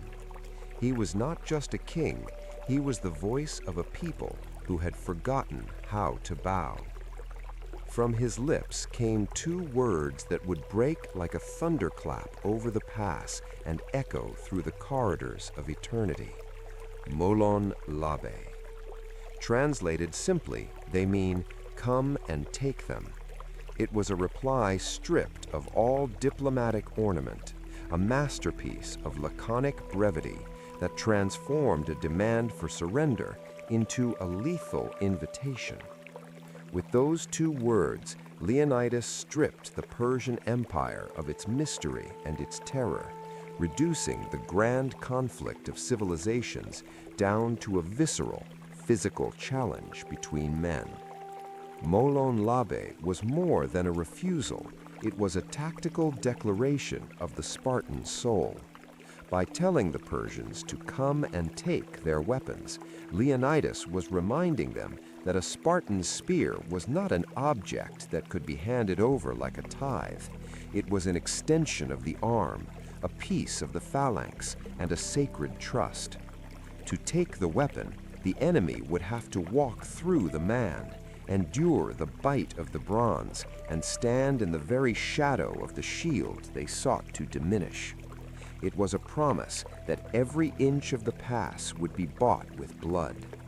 The messenger, used to the flowery submissions of Eastern satraps, likely found the brevity of the response chilling. There were no threats, no long-winded defenses of liberty, and no appeals to the gods. There was only the invitation. This is the essence of the Spartan weaponized speech, the ability to say everything by saying almost nothing. The shimmering clarity of Leonidas's purpose was now a bridge that the Persians would have to cross, and the toll was life itself. As the words traveled back to the golden throne of Xerxes, they must have felt like a physical strike. The King of Kings, who believed he could command the sea with a whip, was being told by a handful of fathers in a narrow pass that his gold held no sway here. Molon Labe turned the hot gates into a sanctuary of defiance. It signaled to the rest of Greece that the shadow moving across the sea could be stopped not by politics or wealth, but by the simple, unyielding refusal of a free man to let go of his shield. The 300 heard their king's reply and felt a collective tightening of the line. The command was a relief. It ended the time for talk and began the time for the music of war. They adjusted their grips on their spears, the bronze chiming softly against their greaves. They knew that by the end of the day, many of those weapons would be broken, but they would never be handed over. They would stay in the hands of the men who had earned the right to carry them, even in death. This phrase has survived for over 2,000 years because it speaks to a universal truth of human dignity. It is the cry of the underdog who refuses to be intimidated by scale. When you see those two words today, etched in stone or printed on banners, you are seeing the ghost of Leonidas standing in the dust. You are seeing the moment when a small ribbon of red decided that some things, honor, home, and the brothers to your left, are worth more than the safety of a golden cage. The first day of battle at the Hot Gates began not with the sound of a horn, but with a sound like the onset of a torrential storm. Thousands of Persian archers unleashed their volleys at once, a coordinated release that sent a literal cloud of cedar and bronze into the air. For a moment, the sun over the Malian Gulf was blotted out, casting a sudden, artificial twilight over the pass. It was a moment designed to shatter the nerves of any ordinary army, a visual representation of an empire that could command even the light of the sky to vanish. But beneath that artificial shadow, the Spartan line remained an island of terrifying stillness. As the cry of "Shields!" rippled through the ranks, the 300 moved with a fluid, practiced grace, overlapping their aspis until they formed a seamless, shimmering canopy of bronze. The arrows did not find flesh. Instead, they met a roof of metal and oak. They clattered harmlessly off the bronze wall like hailstones hitting a temple floor, their energy spent against the curve of the shields. In the darkness of the shadow, the Spartans breathed steadily, their pulses unhurried, waiting for the rain to cease. When the sky cleared, the Persian king unleashed the maids. This first wave was a torrent of humanity, thousands of warriors driven by the desperate need to please their god-king. They charged into the narrow pass with a roar that shook the cliffs of Mount Kallidromos, their colorful silks and wicker shields a vibrant contrast to the monochromatic gold of the Spartan line. To the Persians, it was an unstoppable flood. To the Spartans, it was merely the first test of the wall. The collision was visceral and jarring. The first wave crashed like water against a cliff, a chaotic surge of energy meeting a stationary object of absolute density. There was the scream of splintering wood and the heavy, dull thud of bronze meeting bone. The Spartans did not meet the charge with a countercharge. They met it with the othismos, the collective shove. They planted their back feet into the Laconian soil and leaned into their shields, turning the momentum of the Persian attack back upon itself. In this press of bodies, the cliff did not move. The Spartan line did not buckle or bend. Instead, it became a grinding machine of war. From the gaps between the shields, the long dory spears flickered out with serpentine speed, finding the soft points in the Persian armor. The maids found themselves fighting not against men, but against an environment of bronze. Their shorter swords could not reach the Spartans, and their wicker shields offered no more protection than parchment against the heavy, leaf-shaped spearheads of the 300. The Spartans fought in a state of rhythmic, shared concentration. They were not driven by the rage of the East, but by the cold, analytical precision of their training. When the front rank grew tired, they stepped back with a subtle, whispered command, and the second rank stepped forward without the wall ever showing a crack. It was a masterpiece of kinetic management, a dance of death where every movement was calculated to conserve energy while maximizing the harvest of the enemy. Xerxes, watching from his golden throne, was forced to witness a horrific sight. His elite troops were being discarded like chaff. The narrowness of the pass meant that his numbers were a curse. The men in the back pushed those in the front onto the Spartan spears, creating a gruesome mound of the fallen that further fortified the Greek position. The water of his empire was breaking itself against the cliff, and the spray of that collision was staining the salt flats a deep, permanent crimson. There was a profound silence that seemed to radiate from the Spartan line, even in the heat of the fray. They did not shout or boast, they simply worked. This silence was the ultimate psychological weapon. It told the Persians that their lives were being taken by men who viewed the task as a duty, not a passion. The cliff didn't hate the sea, it simply was. And as long as the cliff remained, the sea could only retreat or be broken. As the first day began to draw to a close and the maids finally pulled back in a shattered retreat, the Spartans did not pursue. They stood their ground, wiped the blood from their bronze, and checked the straps of their shields. They were as unmoved as the mountains at their backs. The sun began to set, casting a long golden light over the pass, illuminating the 300 who remained standing exactly where they had been at dawn, the gatekeepers of a world that refused to be engulfed. As the sun crested the peaks on the second day, a new kind of silence fell over the pass.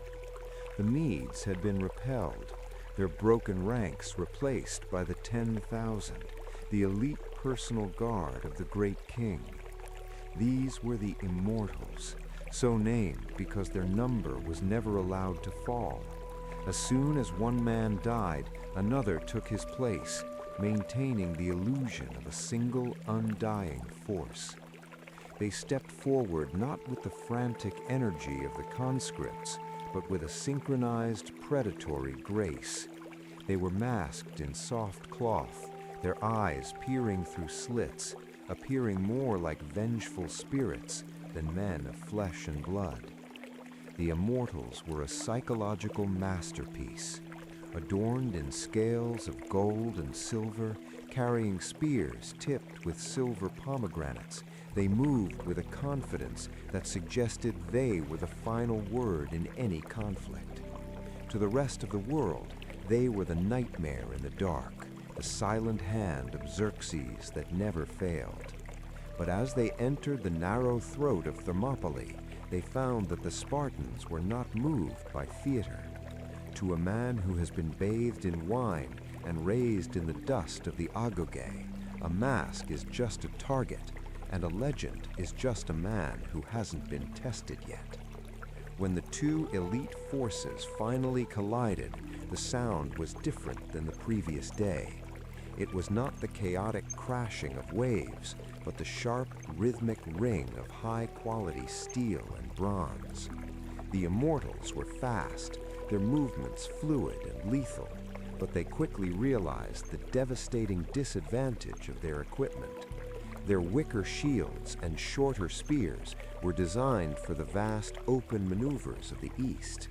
Against the heavy, 3-foot-wide Spartan aspis and the unrelenting length of the dory spear, their immortality began to bleed. The Spartans used a tactical deception that would become legendary. They would feign a retreat, turning their backs and running in a seemingly panicked flight. The Immortals, sensing a break in the iron wall, would break their own formation to pursue, their cries of triumph echoing off the cliffs.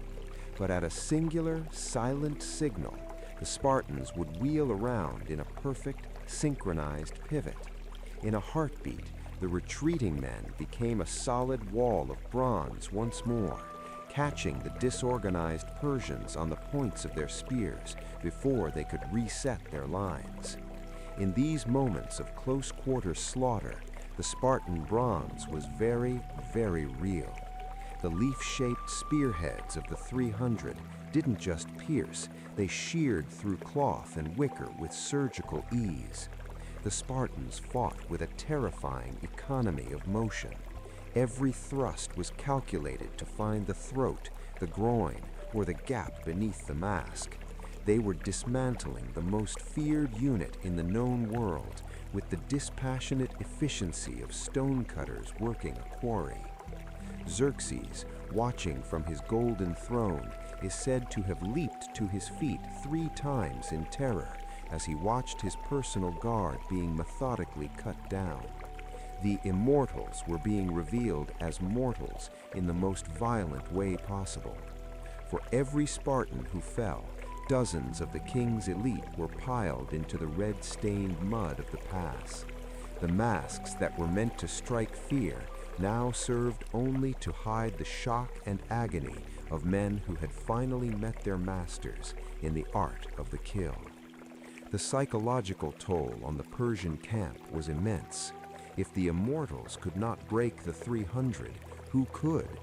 The Spartans were proving that a man who has mastered himself is more dangerous than a man who has mastered an empire. In the dust of the second day, the myth of Persian invincibility was being ground into the salt. The Spartans stood their ground, their bronze armor now dented and caked in blood, but their spirits remained as unyielding as the granite of Mount Kallidromos. As evening approached, the immortals were forced to withdraw, leaving behind a carpet of silver and gold finery that lay trampled in the dirt. The Spartans did not cheer. They simply began the grim work of cleaning their blades and checking their equipment for the 3rd day. They knew that while they had broken the king's pride, they had not yet broken his resolve. But for one day, the undying had met the unbreakable, and the world had seen which was the more enduring truth. The mechanics of the Spartan phalanx were not defined by individual heroics, but by a collective rhythmic geometry. To the observer, it appeared as a singular bronze-scaled beast breathing in the narrow pass. To the man inside, it was a world reduced to 3 simple, repeating movements: push, stab, step. This was the othismos, the great shove that turned a line of men into a physical wave of pressure. It was a hypnotic, grinding cycle that relied on the absolute synchronization of every heart and every limb. The push was the foundation of the dance. It began in the legs, with the back foot anchored deep into the Laconian soil, and the shoulder pressed firmly against the interior of the aspis. This was not a shove of the arms, but a drive of the entire body. When the command rippled through the ranks, hundreds of men leaned forward as one, transferring their collective weight through the shields of the front rank. The goal was to suffocate the enemy's momentum, to deny them the space to breathe or swing a blade, turning the battlefield into a pressurized chamber of bronze. As the pressure reached its peak, the stab followed with surgical precision. While the enemy was pinned by the weight of the shields, the Spartan dory, the 7-foot ash spear, flickered out from the gaps in the wall. These thrusts were not wild or frantic. They were aimed at the soft geometry of the opponent, the throat above the wicker shield, the groin below the tunic, or the eyes behind a Persian mask. It was a cold, efficient harvest, performed with the economy of motion that only decades of training could produce. The step was the most critical part of the rhythm, for it reclaimed the ground won by the push and the stab. Every time an enemy fell, the Spartan line moved forward in a unified, measured stride. This was the steady, hypnotic back and forth that defined the engagement. The line did not rush forward into a chaotic pursuit. It expanded and contracted like a lung, always maintaining its structural integrity. Each step forward was a communal victory, a physical manifestation of the state's will, advancing over the broken remnants of an empire. Inside the phalanx, the sensory experience was overwhelming. There was the smell of hot bronze, salt spray, and the metallic tang of blood, all underscored by the rhythmic, low-frequency thud of shields colliding. This was the dance of survival. In the heat of the fray, the individual Spartan vanished. He became a cell in a larger organism, his safety entirely dependent on the man to his left, and his strength fueled by the man behind him. The music of the flutes, drifting from the rear, provided the tempo for this grim choreography, keeping their pulses steady and their movements sharp. The hypnotic nature of this movement served a vital psychological purpose. It allowed the warriors to enter a flow state, a battle trance, where the horror of the slaughter was masked by the repetition of the drill. The mind ceased to calculate the odds and began to focus only on the next push, the next thrust, the next step. This focus was the armor of the soul, a mental fortification that prevented the rage of the East from breaking the order of the West. The Spartans were not fighting, they were performing a ritual of preservation. The back and forth of the line acted as a sieve, filtering out those who lacked the discipline to stay in rhythm. The Persians, used to more fluid and disorganized combat, found themselves crushed against a wall that felt like a natural disaster, as inevitable as the tide and unyielding as the mountain. Every time the Persian waves receded, they left more of their number behind, while the Spartan cliff remained perfectly intact, its ranks closing seamlessly over any gap, the rhythmic pulse of the othismos never wavering. This collective movement was the ultimate expression of Spartan equality. In the dance of the phalanx, the king and the commoner moved to the same beat. They ate the same dust, felt the same pressure against their shoulders, and relied on the same two-word commands. The organism did not care for titles, it cared only for the integrity of the shield block. This unity was their greatest weapon, a social and military technology that rendered the million souls of Xerxes effectively powerless in the face of 300 who moved as one. The sun rises for the final time over the Malian Gulf, its first light cutting through the low-hanging sea mist to find the battered, bronze-clad forms of the 300. This is the third morning of the struggle, and the light is no longer a welcome herald of a new day, but a spotlight on the sheer physical toll of the defense.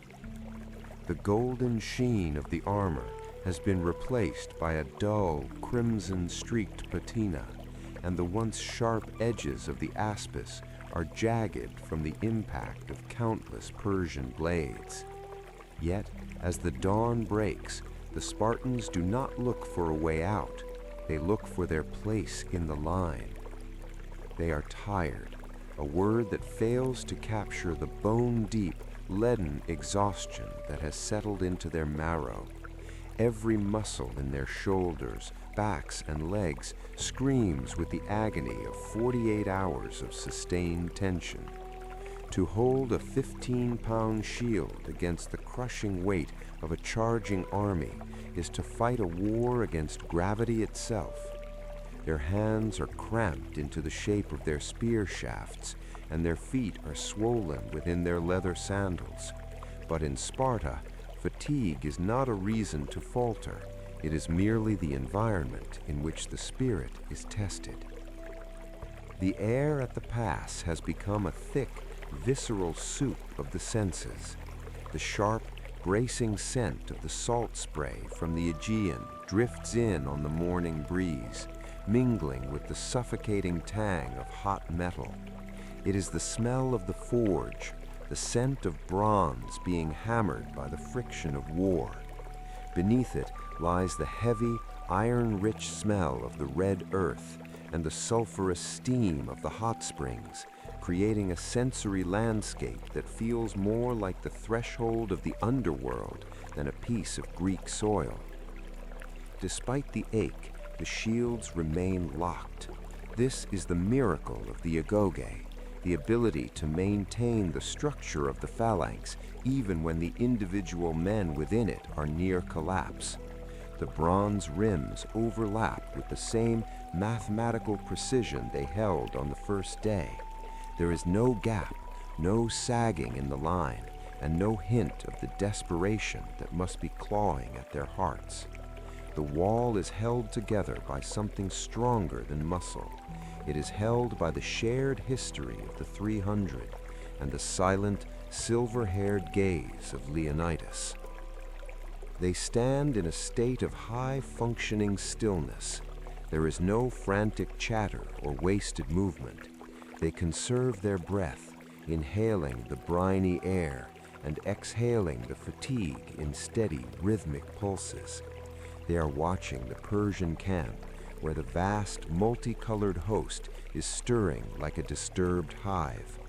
The Spartans know that the betrayal has occurred, that the path behind them has been compromised, and yet this knowledge does not loosen their grip on their spears. It only narrows their focus to the immediate geometry of the pass.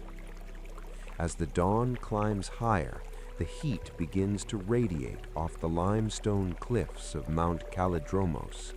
The metal of their breastplates becomes a second, searing skin, but the Spartans remain indifferent.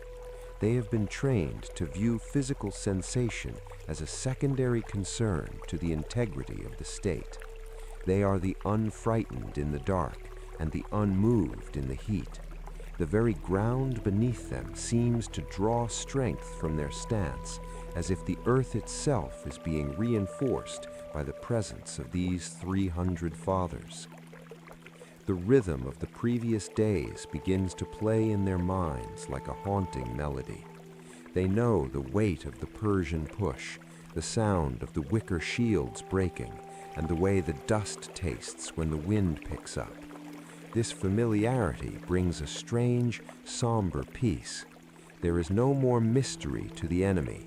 There is only the work that remains to be done. They are the final barrier, the human dam holding back a tide that seeks to erase their world, and they intend to be a dam of bronze until the very end. Leonidas moves among them, his presence a steadying hand on a fraying rope. He does not offer hollow speeches or promises of rescue. He offers only the truth, that this day will be their last, and that their last day will be their greatest. He eats a handful of olives, drinks a swallow of water, and takes his place at the front. The king's resolve is the mortar between the shields, a silent promise that if they fall, they will fall as a single, unbroken unit of Lacedaemon. In the velvet blackness of the third night, a shadow detached itself from the rocky silence of the Malian cliffs. This was not the shadow of an empire, but the small, shifting form of a man named Ephialtes. Driven by the lure of Persian gold and the promise of a life of luxury far from the dust of Greece, he committed a sin that would stain his name for millennia. In the dark, a betrayal was born as he approached the tent of Xerxes with a secret that the geography of the pass had tried to hide, a narrow, winding goat path called the Thermopylae, which crested the heights of Mount Kallidromos. The Thermopylae path was a treacherous, high-altitude trail that bypassed the main gates of Thermopylae entirely. It was a route known only to locals, a secret whispered among shepherds and mountain dwellers. By leading the Persian immortals along this jagged spine of limestone, Ephialtes gave the great king the one thing his millions of soldiers could not buy, a way around the bronze wall. As the Persians ascended in the dead of night, their footsteps muffled by the mountain mist, the tactical advantage of the Spartans began to evaporate into the thin, cold air. At the summit, a small force of Phocian guards stood watch, but they were caught in the groggy haze of pre-dawn sleep. When the Persians emerged from the oaks like a spectral tide, the Phocians retreated to a higher peak, expecting a direct assault on their own positions. The Persians, however, had no interest in them. Under the guidance of the traitor, they descended the other side of the mountain, moving like a slow-moving fire toward the rear of the Spartan position. The trap was closing, and the silence of the night was about to be shattered by the realization of a total encirclement. Word reached Leonidas as the first gray light of dawn touched the peaks. The news was delivered by scouts who had raced down the mountain, their breath ragged and their eyes wide with the weight of the disaster. The Spartans were no longer just the gatekeepers of the West, they were the surrounded. The geographical privilege of the hot gates, the kiss of the mountain and the sea, had been turned into a prison. With an army at their front and the elite immortals descending upon their rear, the 300 were trapped in a pocket of earth that was rapidly becoming their tomb. In this moment of supreme crisis, the true nature of the Spartan spirit was revealed. There was no panic, no frantic council of war, and no desperate attempt to plead for terms. Leonidas understood the mathematics of the situation with a cold, silver-haired clarity. He knew the prophecy of the Pythia was coming to its final bloody fruition. He ordered the majority of the Greek allies to retreat, to save themselves for the battles that would surely follow at Salamis and Plataea. But for the Spartans, there was no retreat. Their law forbade it, and their king demanded a finish that would echo through the ages.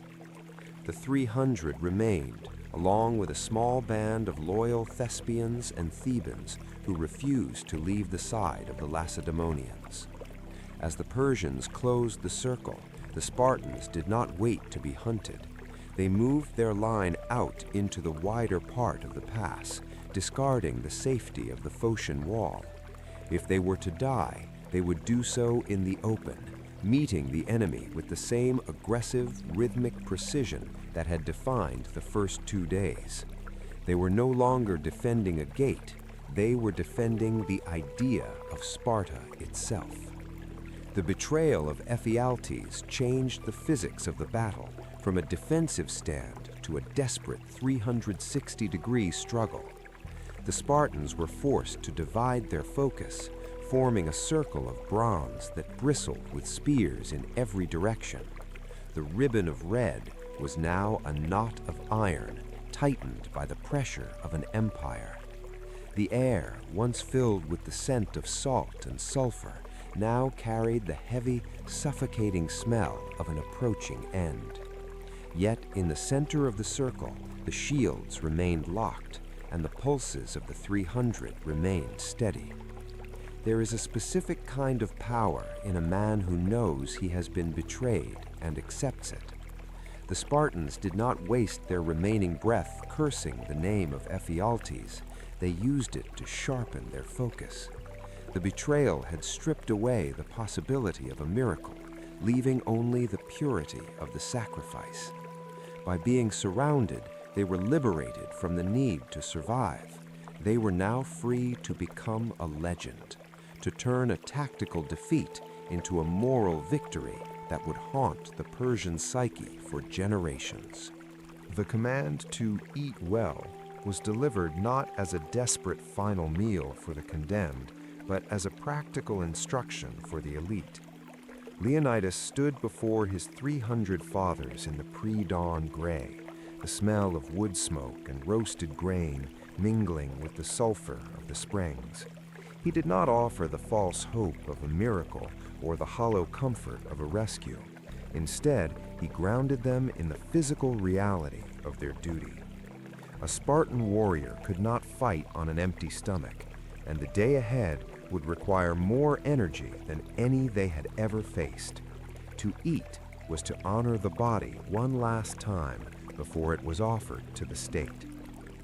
The second half of his command, "For tonight we dine in Hades," is perhaps the most famous acknowledgement of mortality in military history.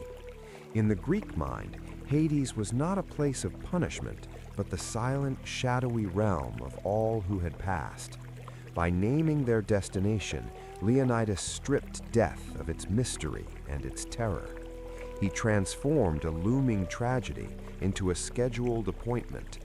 There was no tremor in his hands as he broke his bread, and no hesitation in his gaze. He spoke of the underworld as if it were merely another camp, another destination on a long march they had been traveling since childhood. There is no fear in his voice, only the profound, resonant calm of a man who has finished his work. To understand this calm is to understand the Spartan concept of a beautiful death. Leonidas had spent 60 years preparing for this moment. He had survived the agoge, led his people through peace and conflict, and fulfilled his biological duty by leaving behind heirs. The prophecy of the oracle had been parsed, the decision had been made, and the path was set. For a king of Sparta, there is no greater peace than the realization that his life's purpose is about to be perfectly consummated. This calm acted as a physical anchor for the 300.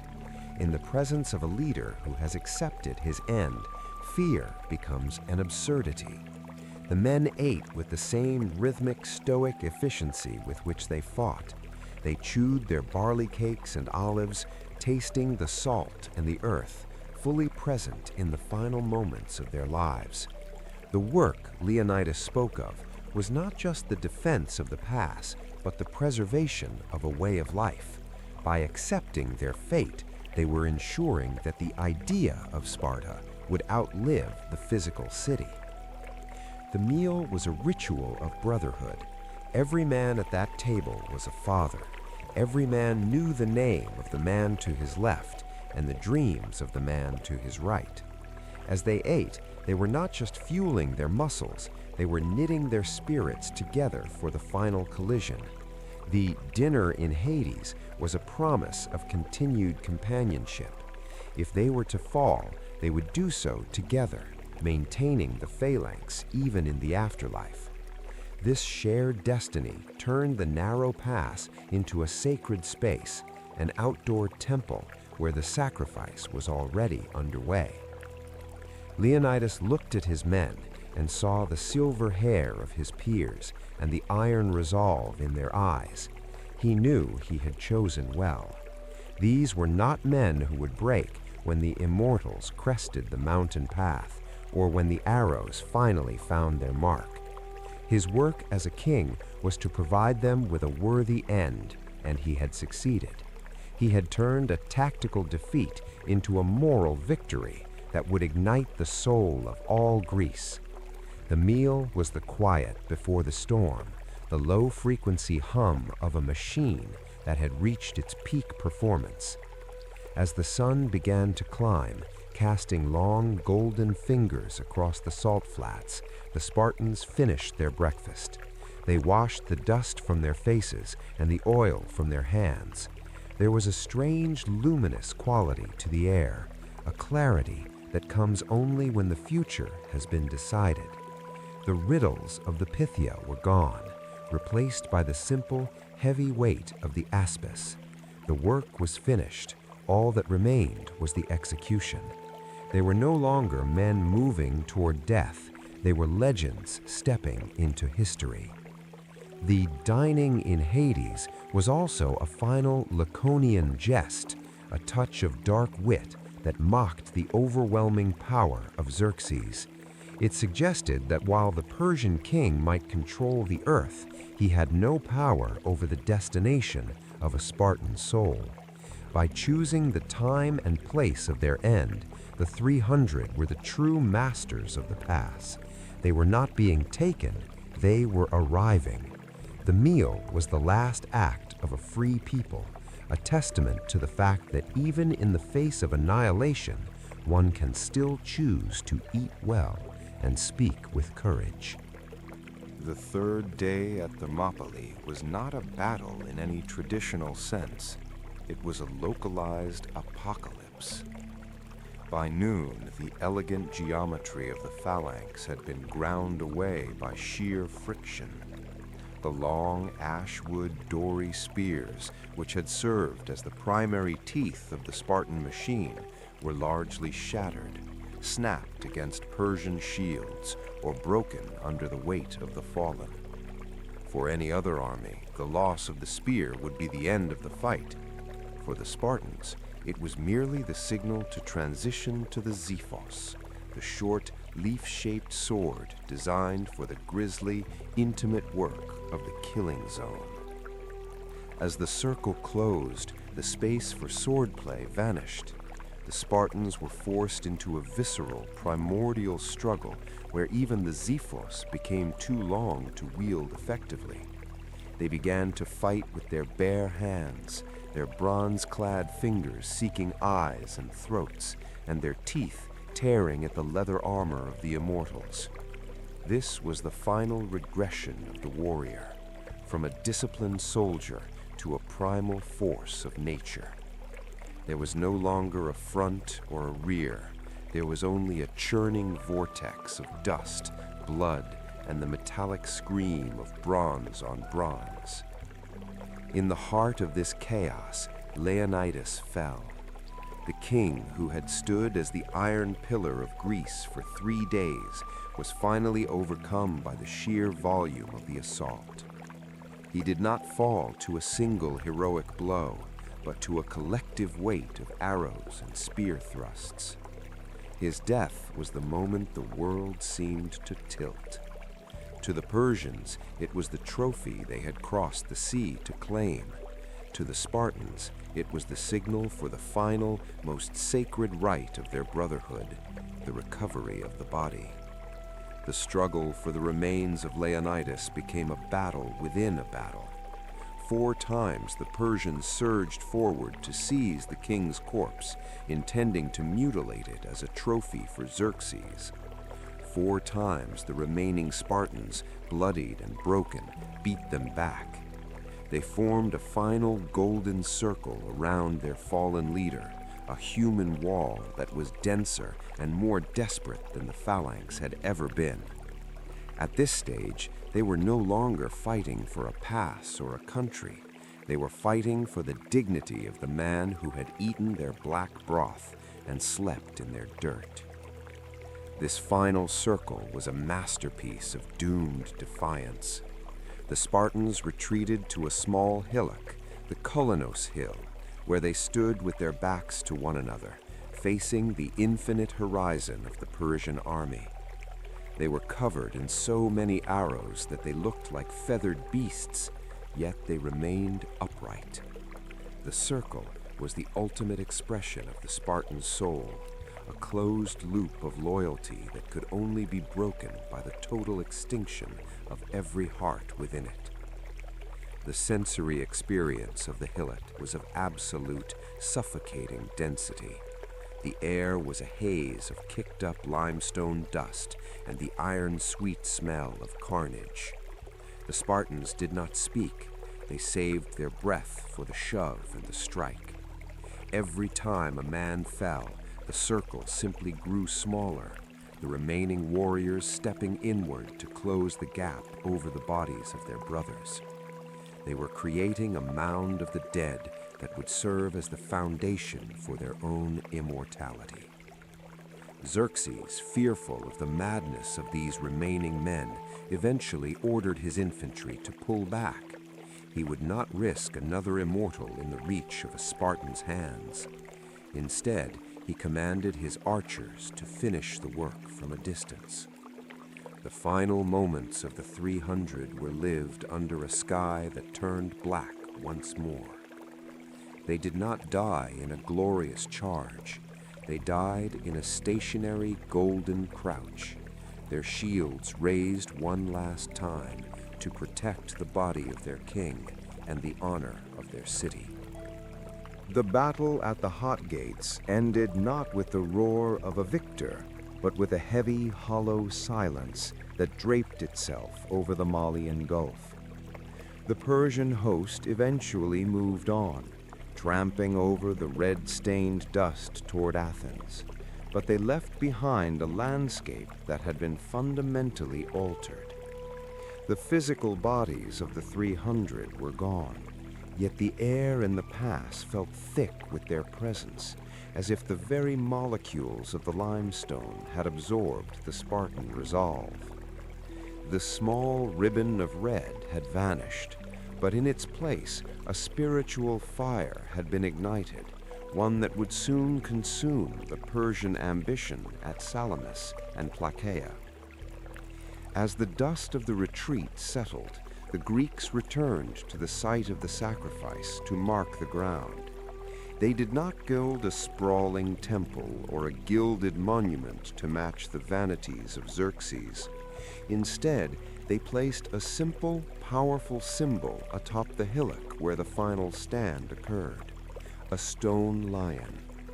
This monument was a direct tribute to Leonidas, whose name translates to lion's son. It stood as a silent, unblinking guardian of the pass, its stony gaze fixed toward the east, a permanent reminder that even in death, the king of Sparta remained at his post. Near the lion, an inscription was carved into the rock, an epitaph composed by the poet Simonides that would become the most famous couplet in military history. It did not boast of the number of enemies slain or the glory of the warriors. Instead, it spoke with the quiet, devastating simplicity of the Laconian tongue. Go tell the Spartans, stranger passing by, that here, obedient to their laws, we lie. These words transformed the site from a graveyard into a testament. It was a message sent back to the valley of the Eurotas, confirming that the 300 had fulfilled the ultimate contract of their society. The power of the epitaph lies in the word obedient. To the Spartans, obedience to the law, the nomos, was the highest form of freedom.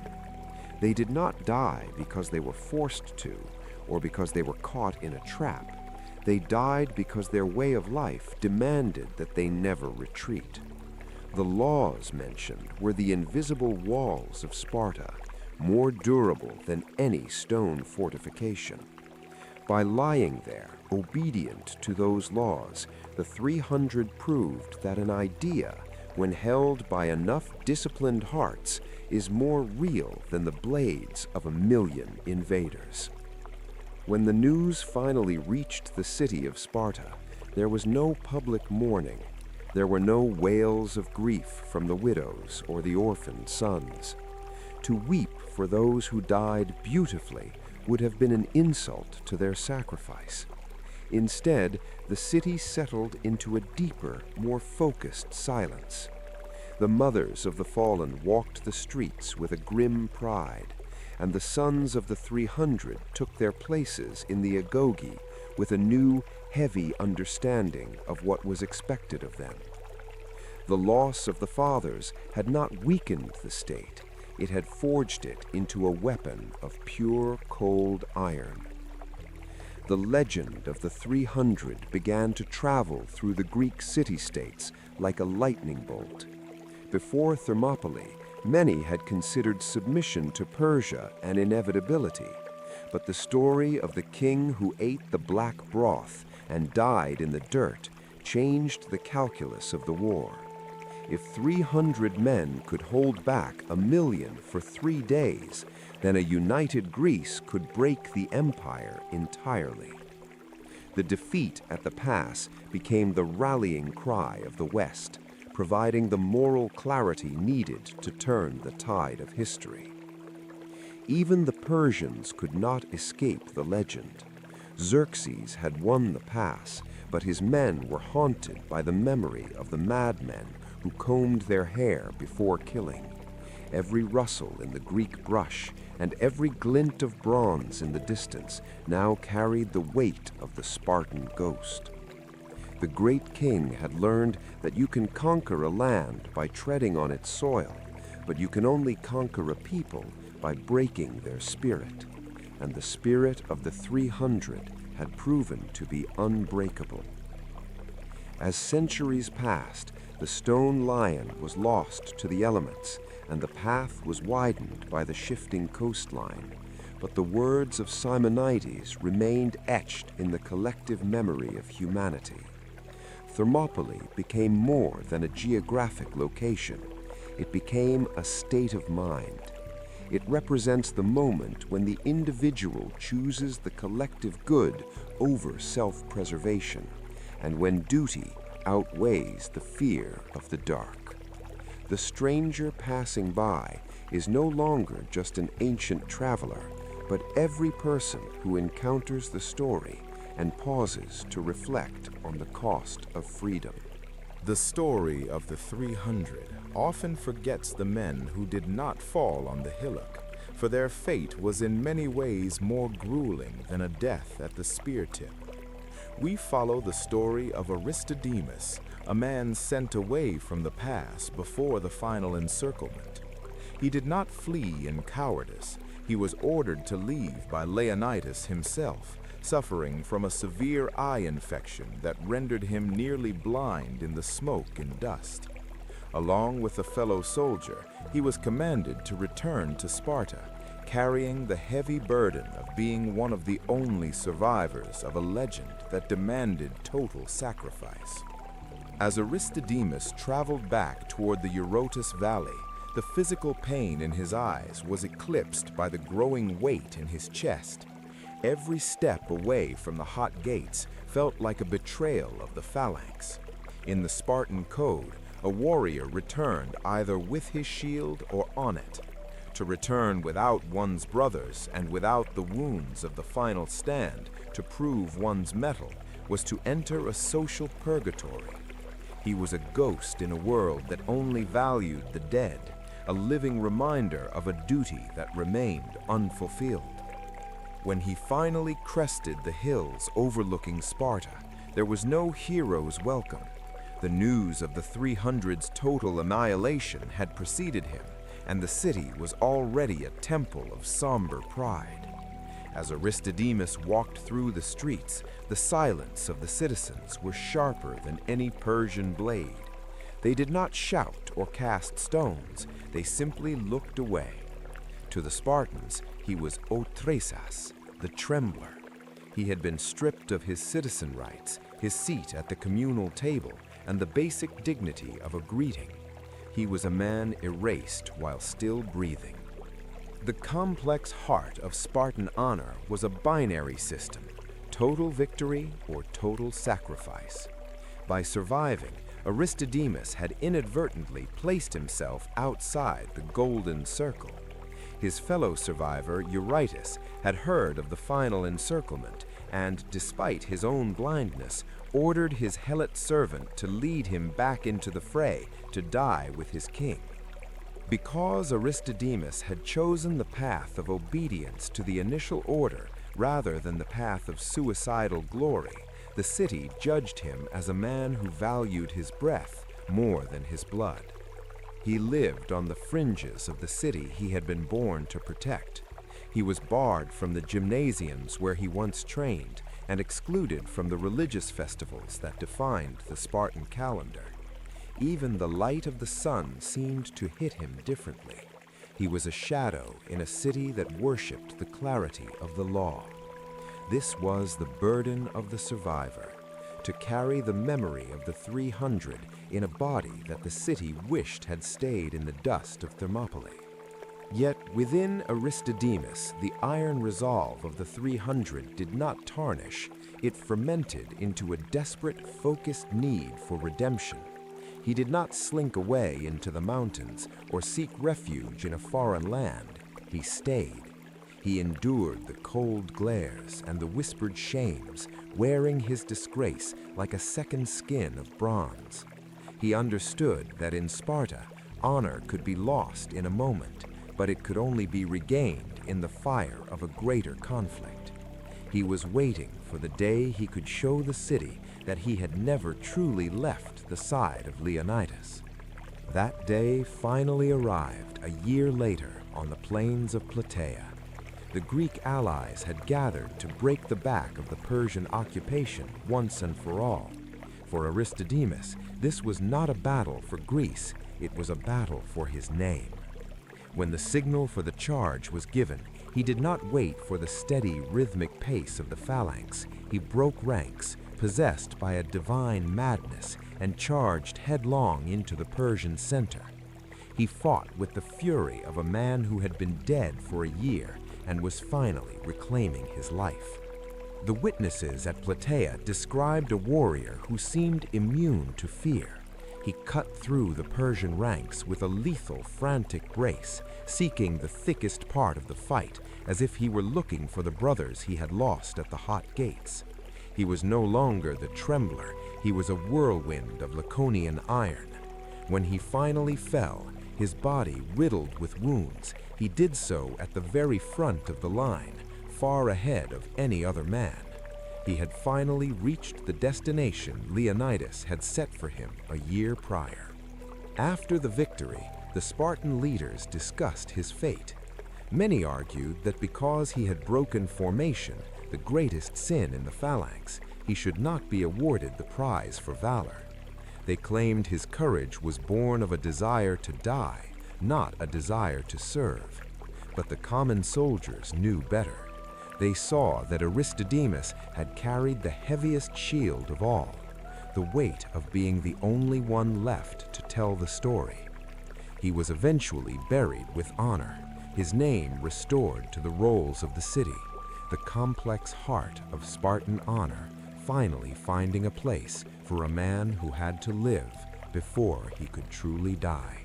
While the men of the 300 were carving their names into the limestone of Thermopylae, a different kind of power was being wielded in the valley of the Eurotas. Sparta was a society of absences, where the long campaigns of the hoplites left a vacuum of authority that only the women could fill.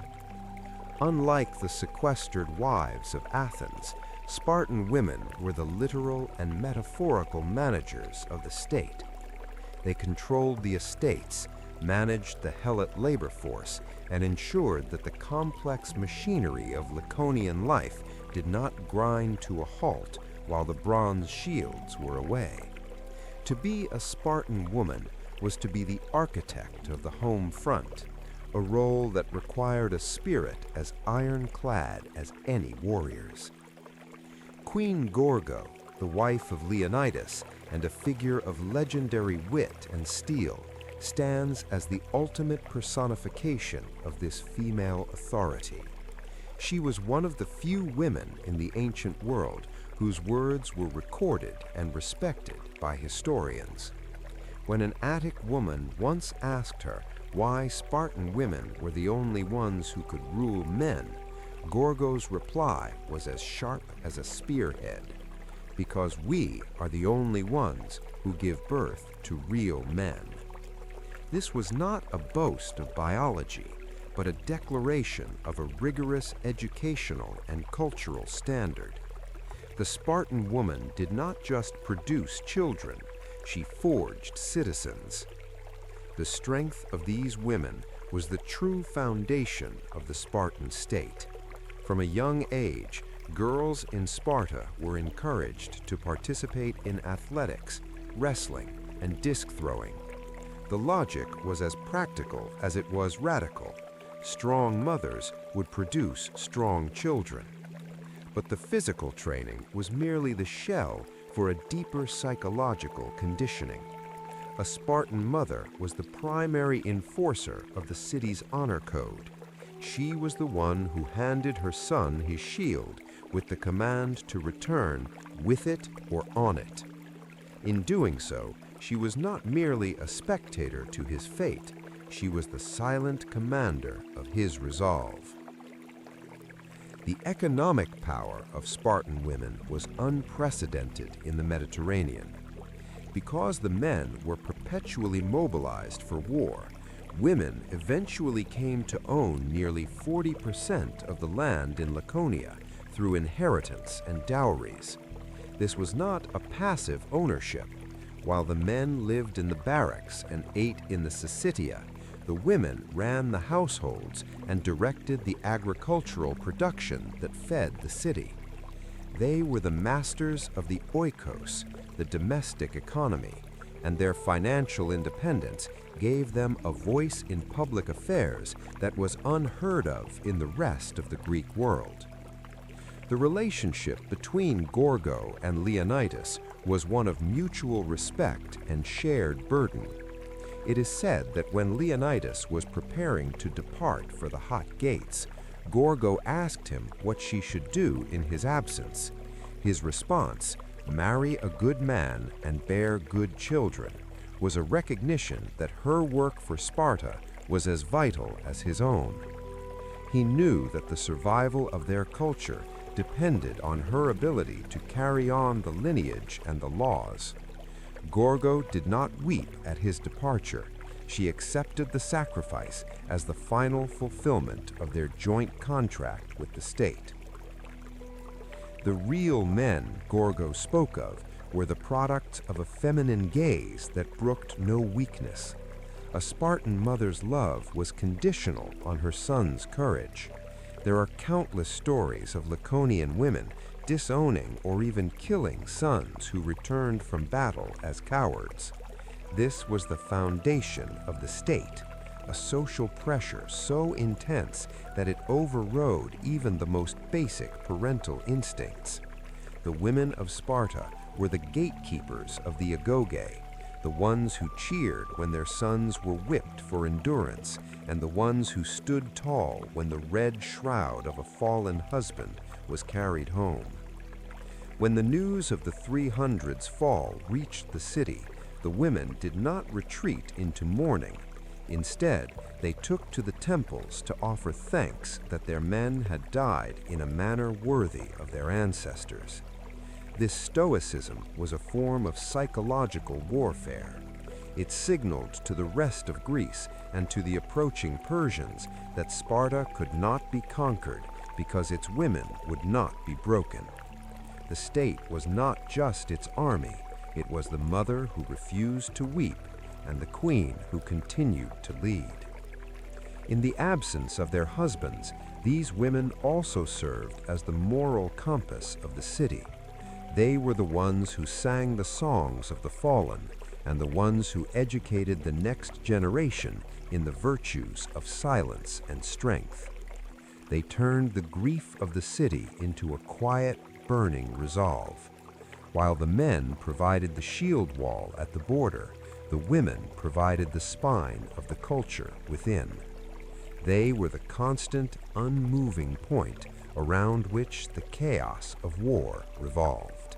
While the rivals of Sparta in Athens and Corinth carved their immortality into the marble of the Parthenon and the limestone of grand theaters, the city of Lacedaemon remained a collection of 5 humble, unwalled villages.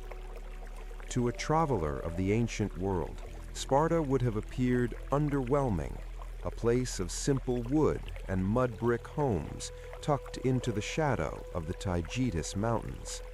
But this lack of physical grandeur was a deliberate choice.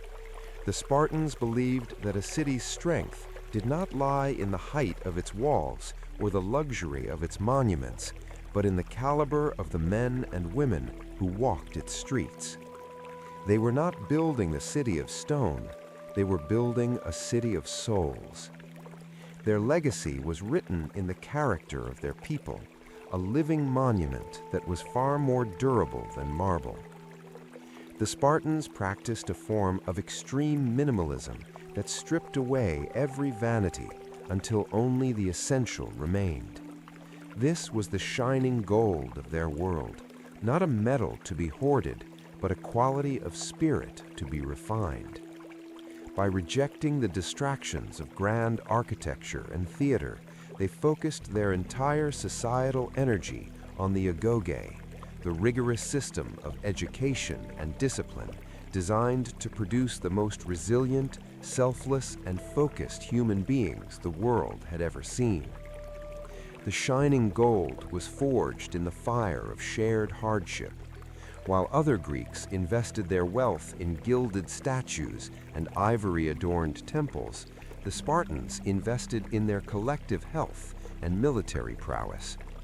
Their temples were their own bodies, honed to physical perfection through constant exercise and endurance. Their theater was the phalanx, a performance of unity and rhythm where the stakes were survival itself. This redirected energy created a population that was functionally superior to their neighbors, possessing a clarity of purpose that made them the envy and the terror of the Mediterranean. Spartan character was defined by laconic brevity, the art of saying much with very little. They viewed the elaborate oratory of the Athenians as a form of weakness, a way to hide the truth behind a curtain of words. A Spartan's word was his bond, and his silence was his strength. This linguistic discipline mirrored their physical discipline. They did not waste breath any more than they wasted food or silver. This economy of existence made them appear as a distinct species to other Greeks, a people who had successfully mastered the internal chaos of the human condition.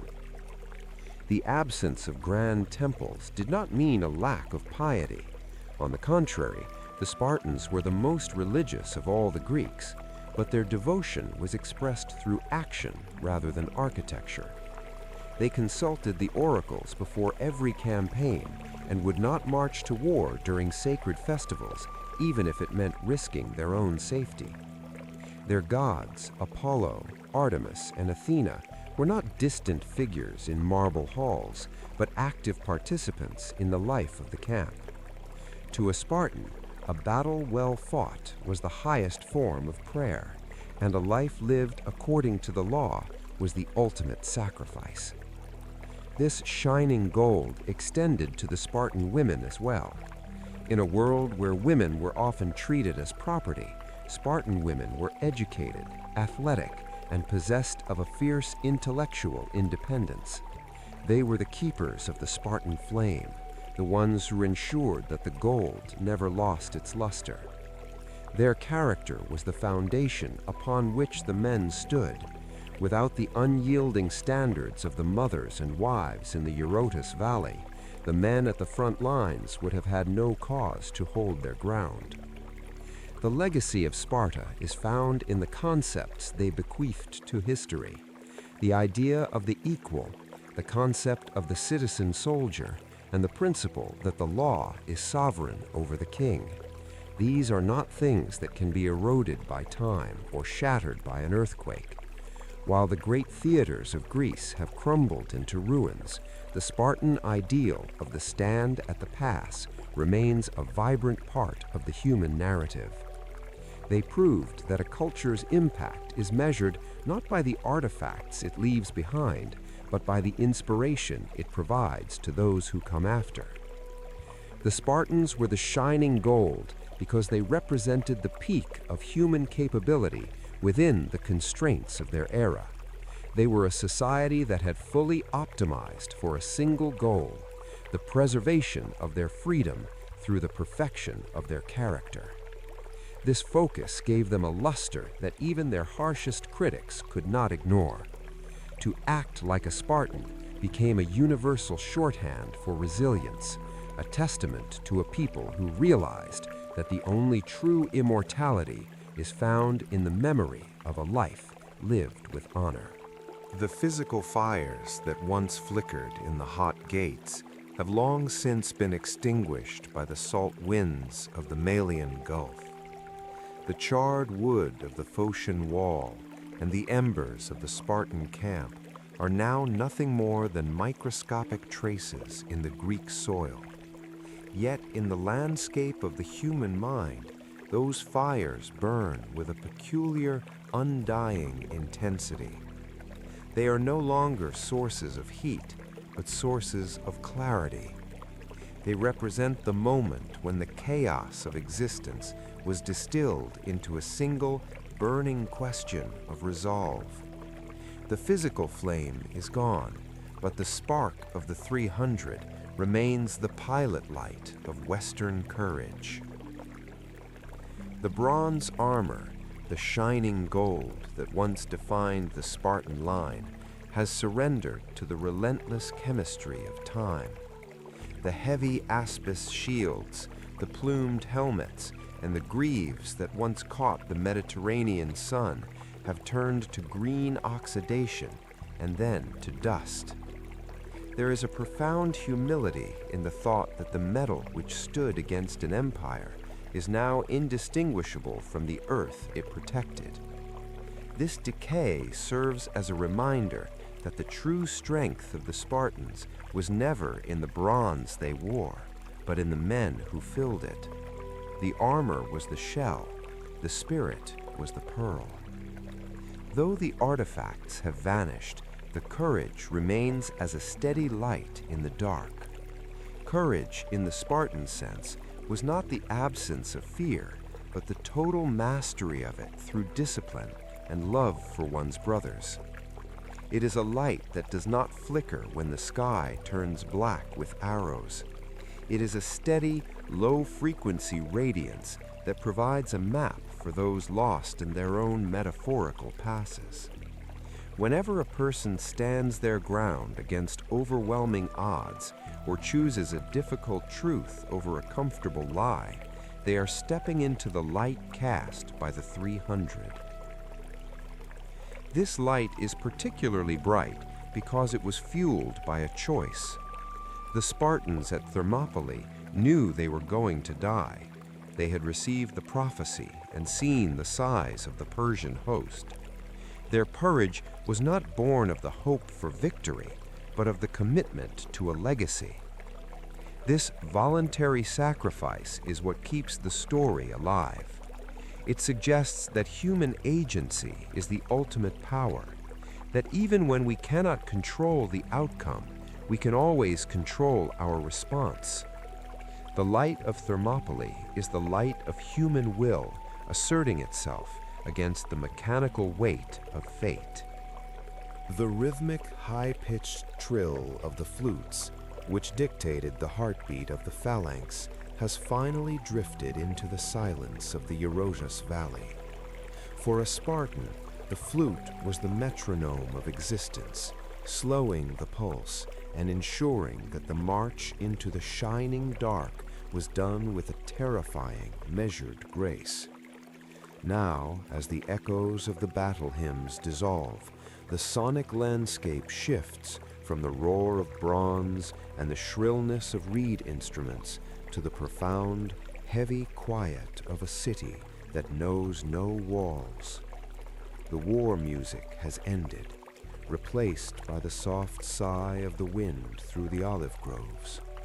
With the fading music comes the physical liberation of the soldier. The weight of the aspis, that 15-pound bronze and oak sun that anchored your world for 3 days, is gone.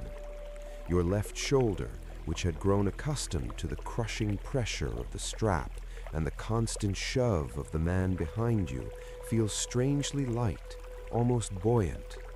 The golden circle is no longer a physical barrier you must maintain with muscle and bone.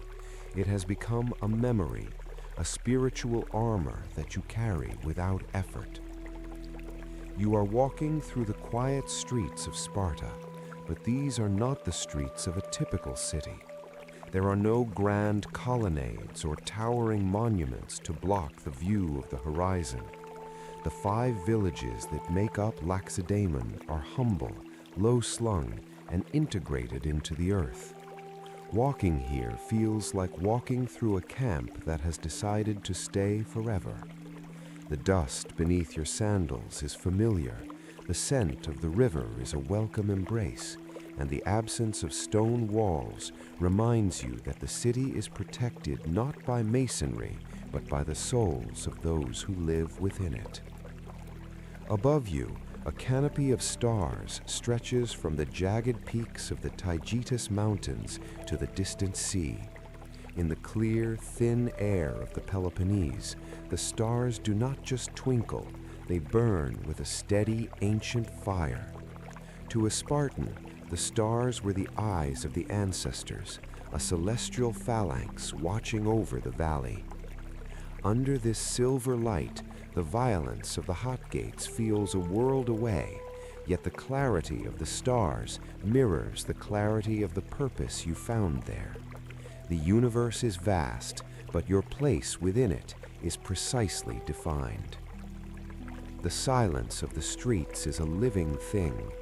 In other cities, the night is filled with revelry or the cries of merchants, but in Sparta, the night belongs to the law and the light of the moon. You pass the empty gymnasiums and the quiet communal dining halls where the black broth was shared. These spaces are charged with the energy of the agoge, the shared history of every man who stood at the pass. You are not a stranger in these streets.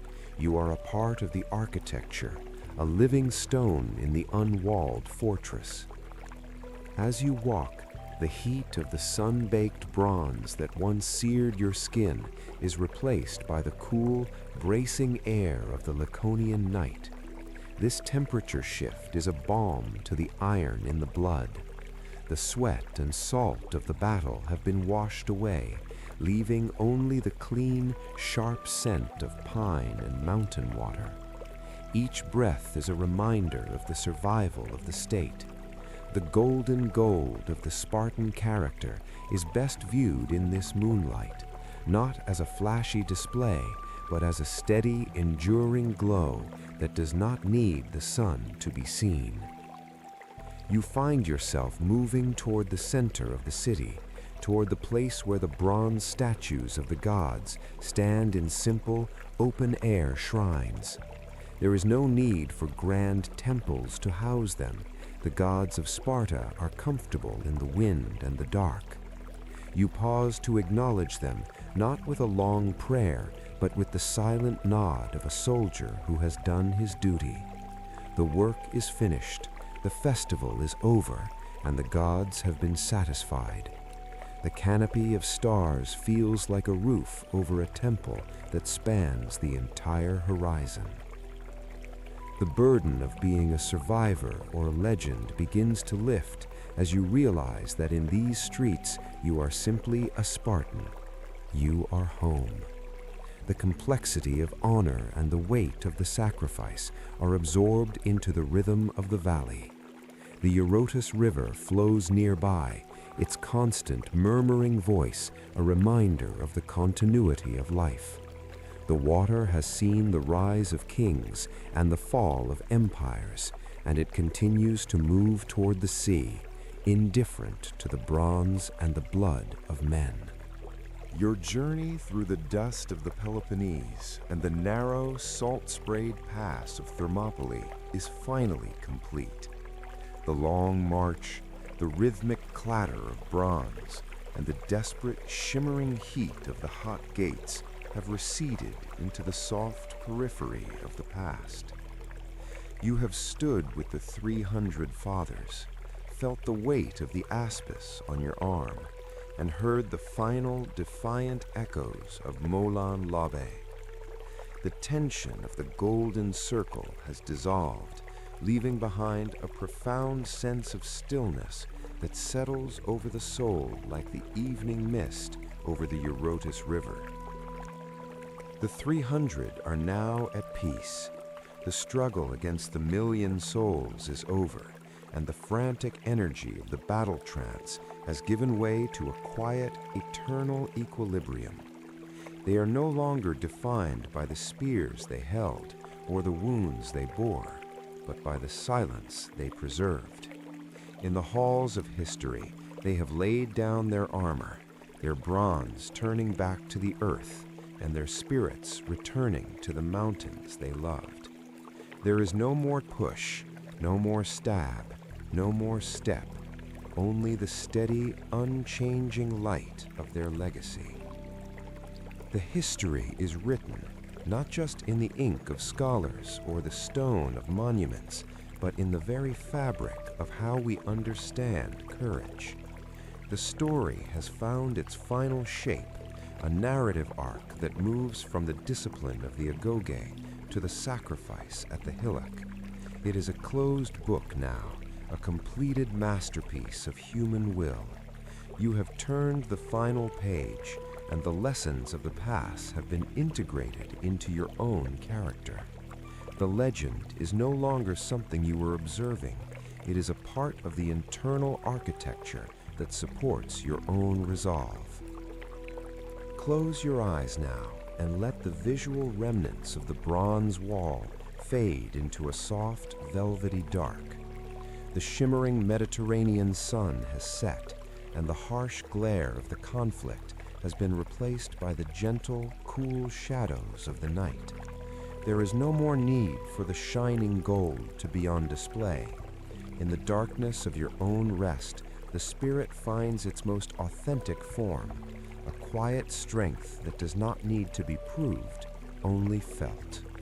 You are standing at the threshold of a different kind of gate, one that leads to the restorative realm of sleep. Breathe deeply, drawing in the cool, briny air of the Laconian night. Feel your lungs expand with the same steady rhythm that once moved the phalanx, but without the urgency of the fight. With every exhale, let go of the day's arrows, the small stinging worries, and the heavy burdens of responsibility. You are exhaling the heat of the forge and inhaling the peace of the valley. Your breathing is the only music now, a slow and melodic cadence that signals to the body that the watch is over and the guard has been changed. Join the heroes in their long, golden rest. This rest is not an end, but a sanctuary. It is the dinner in Hades that Leonidas spoke of, not a place of gloom, but a communal space of shared dignity and profound quiet. In this space, the 300 are gathered not as warriors, but as brothers, their work finished and their honor secure. To join them is to accept that there is a time for the shield and a time for the pillow. You have earned your place among those who know the value of a rest well won.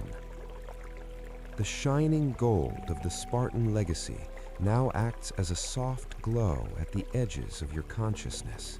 It is a light that does not disturb your sleep, but protects it. It is the warmth of a banked campfire, the security of a locked gate, and the comfort of a law that is never broken. You are safe in the unwalled city of your own integrity. The world outside may continue its chaotic swirl, but within the pass of your own rest, there is only the steady, immutable peace of the Lacedaemonian night. The canopy of stars above you is the same one that Leonidas looked upon during his final night at the gates. Those ancient fires are still burning, watching over the heroes and watching over you. They are the silent witnesses to every struggle and every victory. Under their gaze, the boundaries between the past and the present blur, and you find yourself held in the same universal embrace that has comforted warriors and dreamers for millennia. The stars are the ultimate golden circle, wide enough to hold all who have done their duty. As you sink further into the softness of your bed, let the heavy, bronze-like weight of your limbs become a source of comfort. Your muscles, like those of the 300, are releasing the tension of the march. The iron in the blood is cooling, and the pulse is slowing to the pace of the deep earth. You are descending into the quiet heart of the mountain, far beneath the reach of any empire or any betrayal. You are at the very center of the hot gates, where the only heat is the warmth of a spirit at peace with itself. Good night. The story of the 300 is yours now, a torch to be carried into the morning, but for now, it is a light to be extinguished so that you may dream. The lion is silent on the hill, the flutes have faded into the trees, and the Eurotas is murmuring a lullaby to the valley. You have walked the path, you have held the line, and you have finished the work. Sleep now in the eternal golden shadow of the Spartans. Good night, and may your rest be as unbreakable as the bronze of the 300.